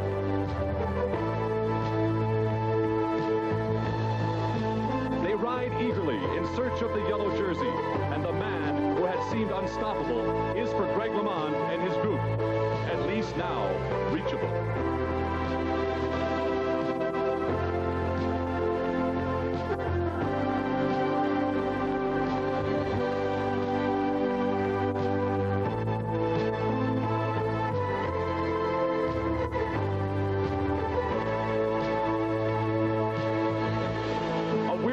In yellow, an anxious American teammate beside him. They will speak Hinault's language. Is it a question or a command? 2 men know the answer. Along the hellish mountain roads, I am to the ski station at Super-Bagnères. 10 miles to go, but it's straight up. Greg LeMond and his group, including Colombian Luis Herrera and Swiss champion Urs Zimmermann in red, have passed Bernard Hinault, but not left him. Zimmermann's overall standing makes him dangerous, and if LeMond waits for Hinault, the team could be without the yellow jersey. It's clear that Hinault has encouraged the American to leave him and continue the race with the others. Hinault's pace has grown dangerously slower, and he has been passed by yet another group, including another of his teammates, American Andy Hampsten. It's now LeMond with the responsibility of controlling the race off the front. Andy Hampsten, number 5, tries to stay with England's Robert Miller. Like Zimmermann, Miller is a threat to La Declare's yellow jersey, and if Hampsten can't slow him down, he must at least stay with him. Like a quarterback with no one to hear his signals, Hinault can only fight his fatigue and wonder how far he is behind all the action. Hampsten and Miller join LeMond's group at the front, and now watch for Hampsten on the left. All at once, another American is in charge of this race.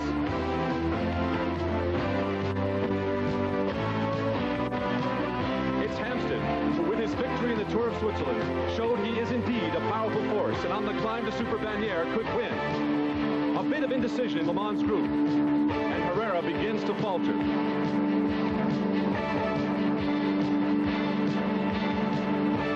The attention must now be focused on Hampsten, who continues a pace that could not only win him the race, but the yellow jersey.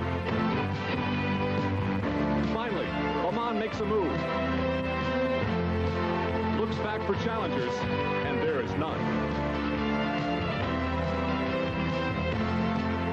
Le Mans goes off in search of Hampsten. Hinault uses teammate Nicky Ruderman to pace him up the climb, but he is a full 5 minutes behind.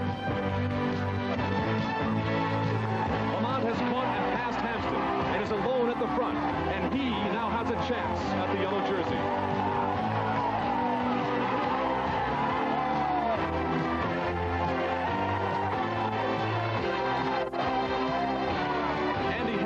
Struggles to hang on.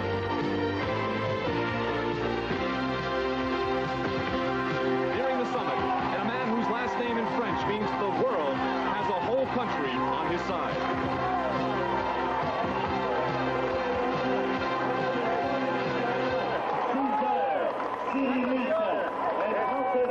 Greg LeMond, he has won his first road race in the Tour de France. The first time an American has won a mountain road race. But the clock is still ticking. Coming into this test in the mountains, Le Mans was 5.5 minutes behind overall leader Hinault. What happens behind him determines whether or not he will wear yellow.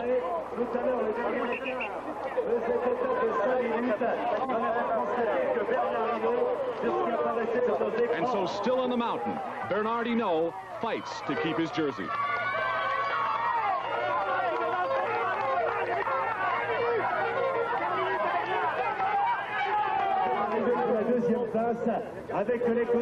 Back up top, Le Mans has refused interviews and is only concerned with what's happening with Hinault.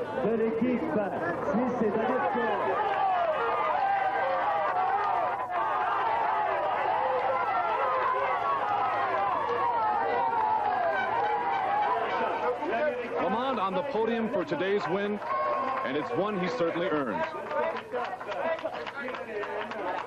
Hinault would go on to finish 4.5 minutes behind Greg, but he had saved his yellow treasure. Greg LeMond had come within 40 seconds of winning the jersey.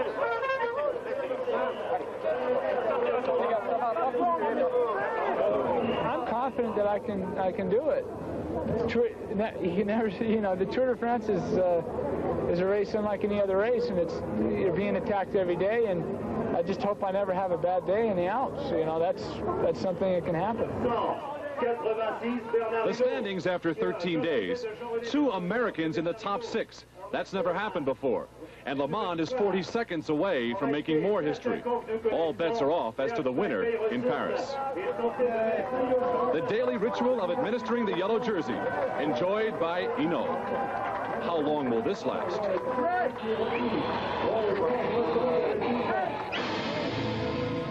We'll be back with today's dramatic battle in the Alps. 52 remaining riders left the town of Gap on their way to the ski resort at Serre Chevalier, their first full day in the Alps. And right away, it was American Greg LeMond who attacked the mountains, and his group of climbers began to run away with the race. It was 1 year ago when LeMond was given a raw deal when his team asked him to back off his pace and help his teammate Bernard Hinault win his 5th Tour. Well, today, Hinault in the yellow race leader's jersey was being taken apart by LeMond.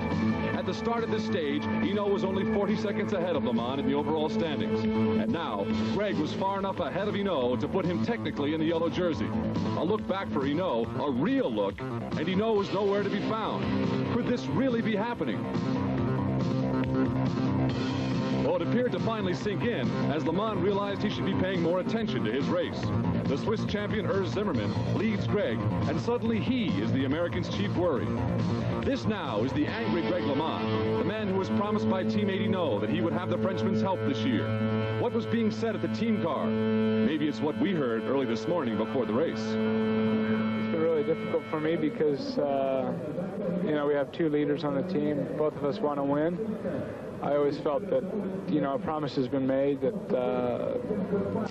I helped Bernard win last year, and I felt that it was his turn to help me win this year, and it's been the contrary. It's been the battle against each other. We're meant to be working together, not against each other. But he just told me the war is now on. That's official. I think we'll see Le Mans in the yellow jersey tonight. An outrageous prediction? Well, maybe. In any case, the Alps were soon to tell the tale. At last and for the first time in his sparkling career, Greg LeMond is free to ride his own race. Accompanied by the Swiss champion Urs Zimmermann, LeMond attacked on the Col d'Izoard, knowing that Bernard Hinault had already been left behind by the best on the way up the mountain.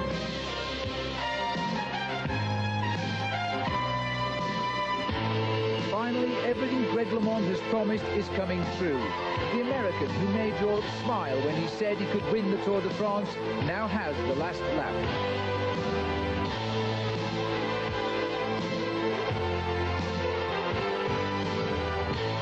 The Badger still fights to limit his losses.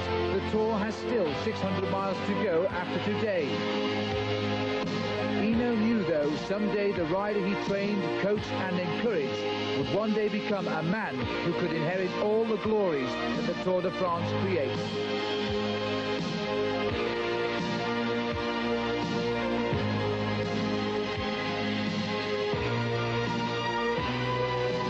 The Col du Granon towers above Briançon and climbs 7 miles to nowhere. But Greg LeMond will soon remember this lump of granite as the place where he became the first American to lead the Tour de France. The crowd knows history is a game in the making.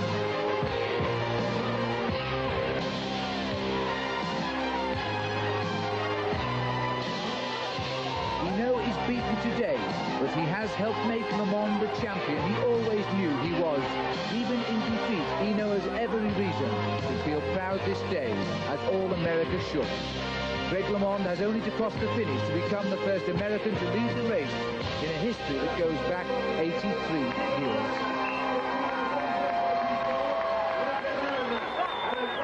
At the summit, LeMond was the third man to reach the ski station at Serre Chevalier. But of course it didn't matter. His finish was better than 3 minutes faster than Hinault. The climbing had taken its toll on Greg, but it was worth it. For now, he could wear a jersey bright yellow in color and become the first American to do so. And already LeMond was being overwhelmed by the press. Bernard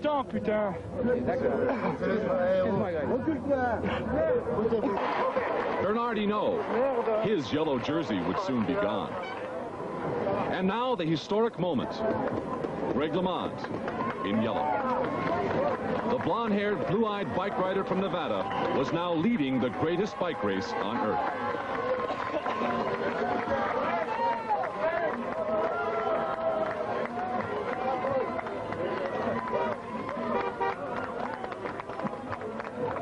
The standings after 17 days, LeMond in the lead. The man in the middle, Urs Zimmermann. Afterwards, LeMond put the personal battle with Hinault behind him and put the focus on the finish line in Paris.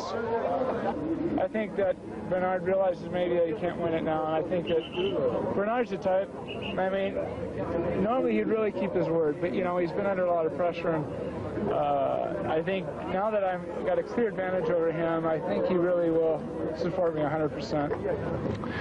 Back here at our base of operations this Sunday evening, the French Alps, where we feed you our program via satellite. The riders have long since retired for the evening, Greg LeMond with his historic yellow jersey tucked away in his hotel room drawer.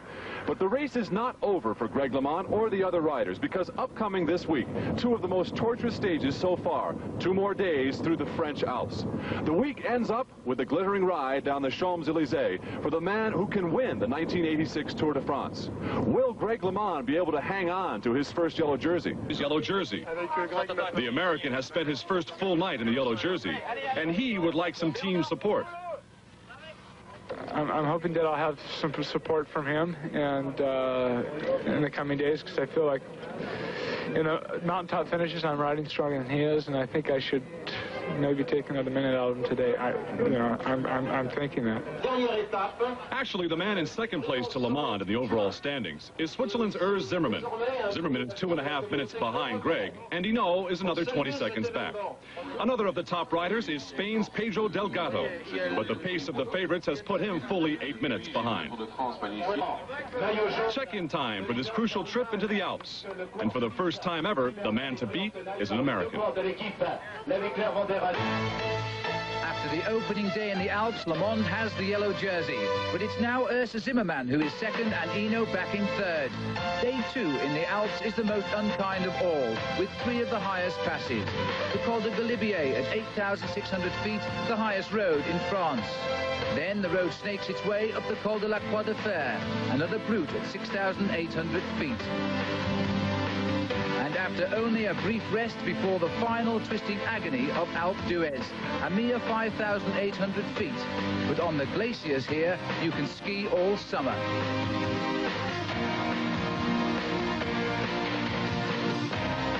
Packed together, the field head off into the belly of the Alps, not knowing what the day will bring. For Le Monde, it will be his first test in yellow, and now his attention swings to the Swiss champion Zimmermann, just over 2 minutes back in second place. Zimmermann is now the biggest threat to the yellow jersey, but not far behind lurks the Badger. Is he thinking while he rides he can profit from the attention paid the other two? If they watch each other, perhaps Hinault will be able to slip away unnoticed. The mountains will hold the answers to these questions, and the spectators wait for the secrets to unfold.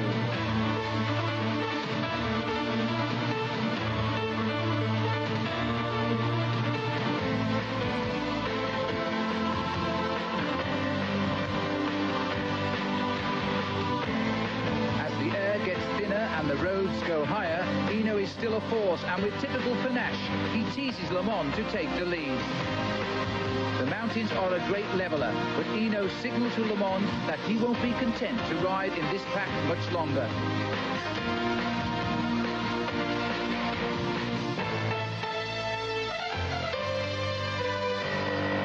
Bernard Hinault is like a time bomb ticking. The man who has won this race 5 times, the only question now is when is he set to go off? Descent in the Alps. Coming into the race, Zimmermann was 2:24 behind Le Monde and displays his unusual technique for playing catch-up. The climbers have now become daredevils, and the pace of the race has been dictated by how much risk one is willing to take. Strung out over miles, the pack of 143 takes on the look of a giant pinball machine run wild.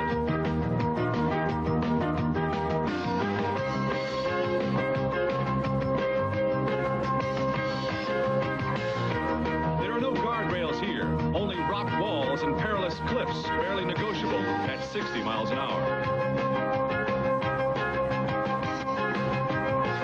Off the front of it all, Bernard Hinault.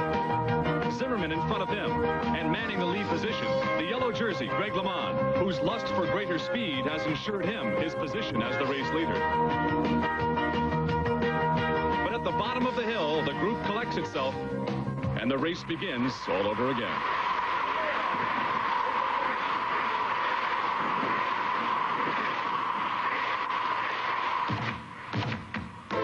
And while Greg LeMond rides close to Ursa Zimmermann, the bomb explodes, and Bernard Hinault launches into the attack. Peddling a gear that many riders would use going only downhill, the Frenchman shows his real strength. It's left to Zimmermann to chase, but will LeMond help? And with the rhythm of a metronome, Hinault pushes home an attack he's clearly planned all day.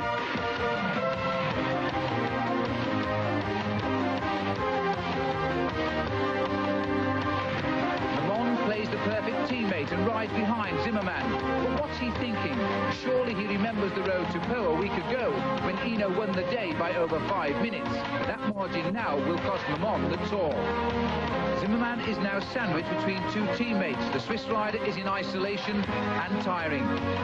While Hinault speeds ahead, Le Monde takes advice from his team car. And despite Hinault's attack, Le Monde seems strangely tranquil. Hinault, free again from the field, rides like the wind. His immediate ambition now is to gain time, and lots of it.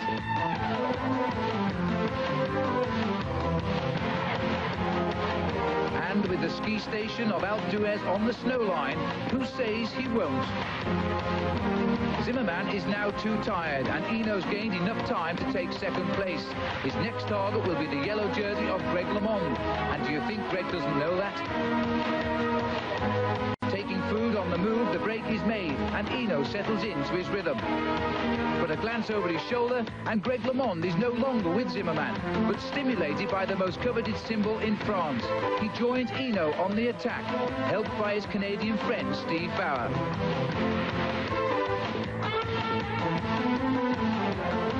On the hardest day in the Tour de France, 3 members of the La Vie-Claire team have formed at the front, and both Hinault and LeMond are again playing the leading roles in one of the finest races for years.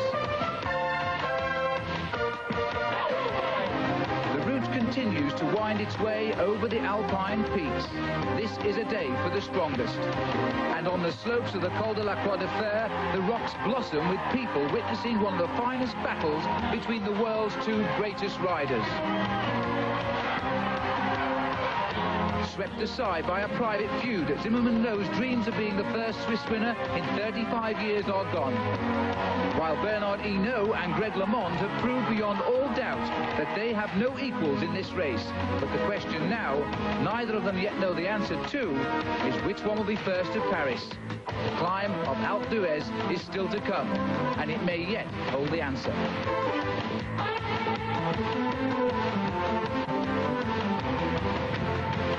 With a 4-minute gap already open today, these 2 men no longer have any other competition except each other. Greg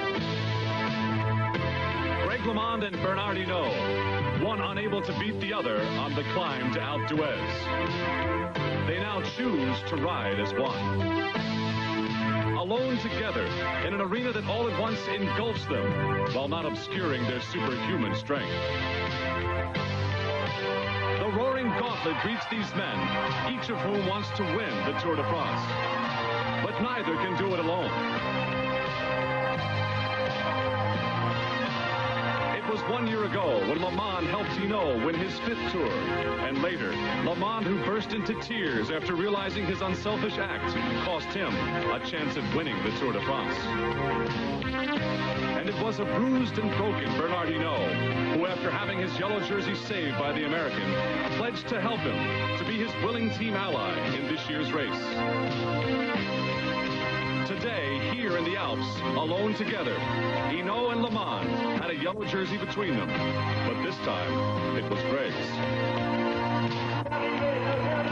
And maybe it was gratitude, maybe a newfound friendship that carried the 2 across the mountaintop finish line, arms raised after obliterating the rest of the competition. Hinault received the official stage win, but it didn't matter because LeMond retained the yellow leader's jersey. No one knew quite what to make of what had happened on the way to Alpe d'Huez. But one thing was certain. Bernard Hinault was now the one and only challenge to the yellow jersey. The standings after 18 days looked like this. Hinault 245 back. LeMond's teammate behind him. Reason enough for Greg to be pleased before the next race. That was not the case. I worry about it. I tell you, I'm very paranoid. And, I tell you, I've had sleepless nights the last couple of nights. I'm praying that everything goes well. It's sad that I'm winning my first Tour de France, and if I was any other rider, not an American, it wouldn't even be a question I'd win. But there's still a question. LeMond's paranoia not unfounded. The morning headlines. Hinault declares the Tour is not over. The American presence along the roads at this year's Tour de France has been considerable. And for many reasons, there has been cause to celebrate the red, white, and blue. The first American to wear the yellow jersey, Greg LeMond, has lit up the sports pages back home. But LeMond's fame has come while riding on Bernard Hinault's French team. Both LeMond and his teammate Andy Hampsten signed on with the team, and up until now, that was the only way for an American rider to make a mark in this sport. And it's been tough on Hampsten, LeMond, and other Americans who have had to move their lives to Europe in order to keep up with the very best. But this year, that has changed. There is light at the end of the tunnel when looking toward the future of Americans racing in the Tour. The American 7-Eleven team has made its mark this year. If Hinault has any hope of beating Le Mans, he must do it here in his speciality. After all, Hinault has won 20 of these special time trials since he first rode the Tour in 1978. 3 minutes later, Greg LeMond enters the start house, and for the first time in his life, he's last to begin, because he leads the Tour de France. Hinault has the chance to give his answer. Can he beat Le Mans by enough time to bring victory in Paris, or will his tour end here? One way or another, the individual time trial will tell us the truth. Le Mans knows too, he sits on the brink of stardom or disaster. Hinault wants so much to win, he pushes himself to gain precious time, and on a difficult narrow bend, he almost crashes. But in any case, the delay, if not the crowd, will cost him a couple of valuable seconds. Last year, Le Mans beat Hinault by just 5 seconds in the Tour's final time trial. He knows he can do it, and above all, he wants to prove, especially to the French, he's a worthy wearer of the Golden Fleece. Hinault fights like a wounded animal. His pride is hurt, and in his own garden, he wants desperately to show he's the best. Pedaling at 35 miles an hour, Le Mans seems to be having trouble getting his rhythm. He adjusts his shoe position. By using all of the road, Hinault is as smooth as ever, spurred on by his threats to beat Le Mans by perhaps a minute.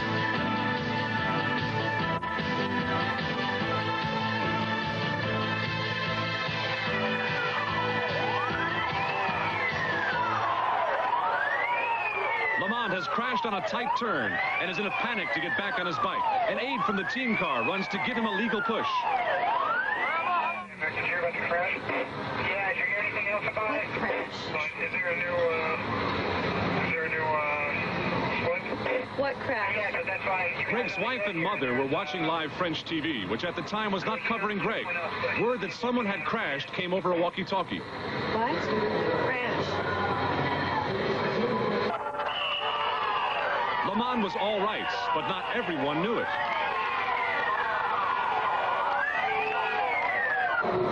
Can't be, Greg.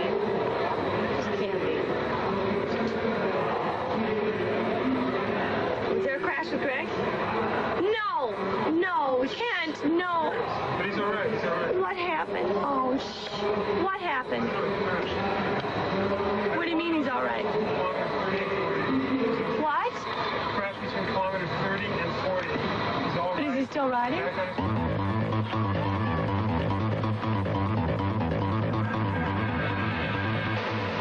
Le Mans had lost very few seconds in the crash, but the questions he could only answer.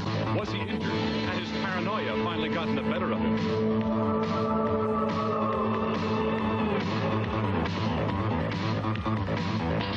Up ahead, Hinault continued to pedal away, and at the halfway point, the two were roughly even.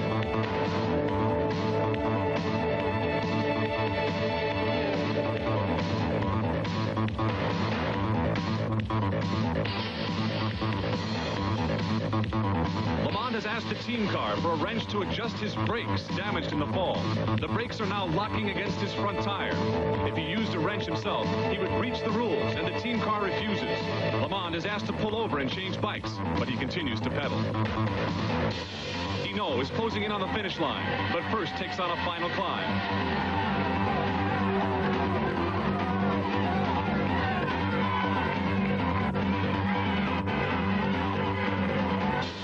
Le Mans finally gives in and agrees to a bike change, losing more time.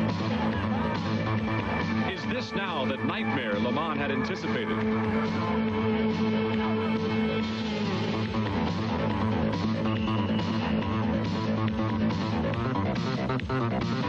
Up ahead, Hinault is in his final sprint to the finish, along the very road where exactly 1 year ago, he was in the yellow jersey and almost lost the Tour in a bone-crushing collision with the pavement. But today, there would be no mishap for the Badger. And at the line, he caught the rider who had started 3 minutes ahead of him.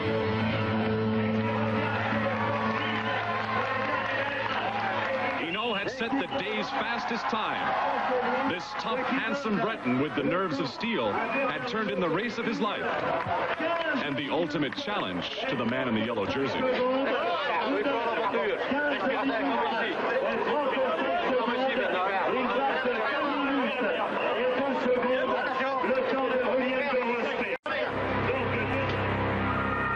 would wait for Greg LeMond. Reports of the crash were already going out. Hinault had beaten his nearest competition by over 2 minutes. The world would wait and wonder about the fate of the American in yellow.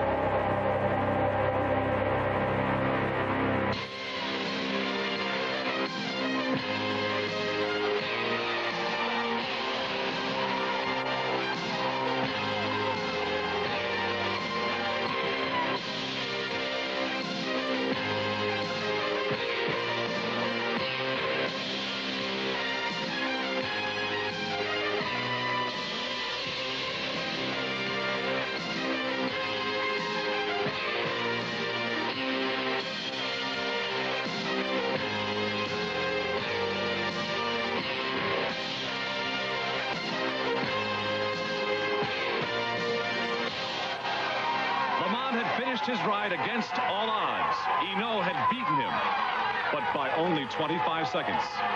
The American would still be in yellow. His wife, Kathy, managed to burst through the crowd to find him. It was an emotional moment played out in the middle of an overpowering crush of reporters that eventually became too much for Greg to handle.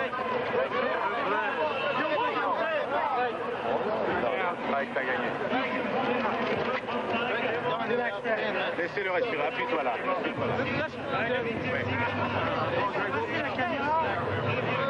The standings after 21 days. Bernard Hinault, 2 minutes 18 seconds behind LeMond, after one of the most emotional races in the history of the Tour de France. I just feel bad for him that he's all alone.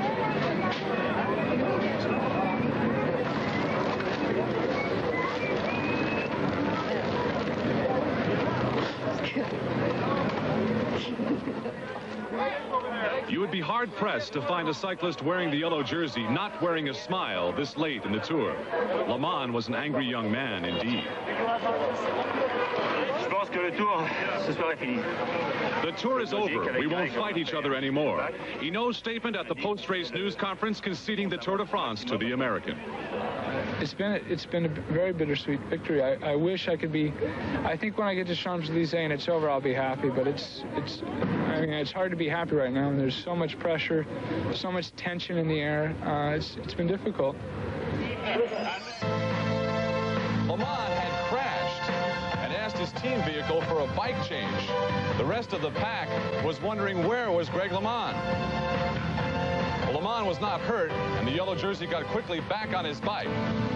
It was Bernard Hinault, the man in the polka dot climber's jersey, the 5-time winner of the Tour de France, who was able to lead Greg back up to the front and along the Champs-Élysées. 158 miles, and it was Hinault just behind the Maillot Jaune LeMond 6 times around the Champs-Élysées in Paris.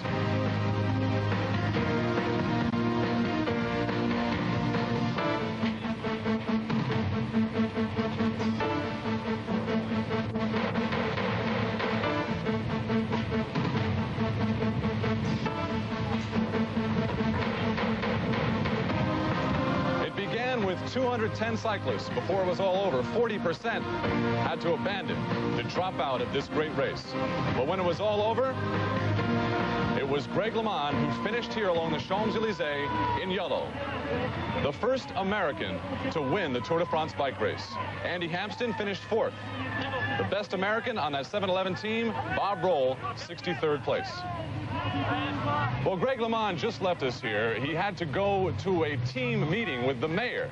Here's what he said when we talked to him. Greg, congratulations. There was a time when we talked a few days back where you didn't think you'd be able to make it down the Champs-Élysées. There was so much turmoil. Are you still angry?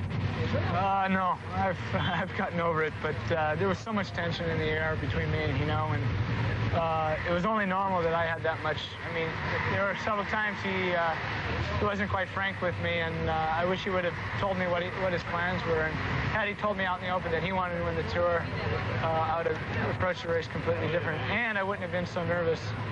It looked to me like the French have finally accepted you as a true champion. The last few days there, we weren't hearing Hinault anymore. We were hearing LeMond. Yeah, because I think in the time trial, I proved that I really should have won the time trial without my crash on my bike change. And the time trial is really what we call the race of the truth. I mean, there's no team tactics. There's nothing involved. It's just the strongest guy wins. And it came at the end of the Tour de France when that's the truest test of all, at the end of the Tour de France. Well, I want one last question here. Truly, how excited are you about winning? It hasn't even sunk in. I mean, it's like, I don't know, it's like combining World Series, Super Bowl, everything into one thing and winning it, and not even, I mean, there's so much going on right now, so much press, so many people that I have to get back into my homeroom with my wife and sit back and think about it before I even realize what I've done. It was great to see her unparalleled support of you, too, throughout the tour. Yeah, well, she's my biggest supporter. Congratulations again. All right, and good luck. you. We'll see you here next year.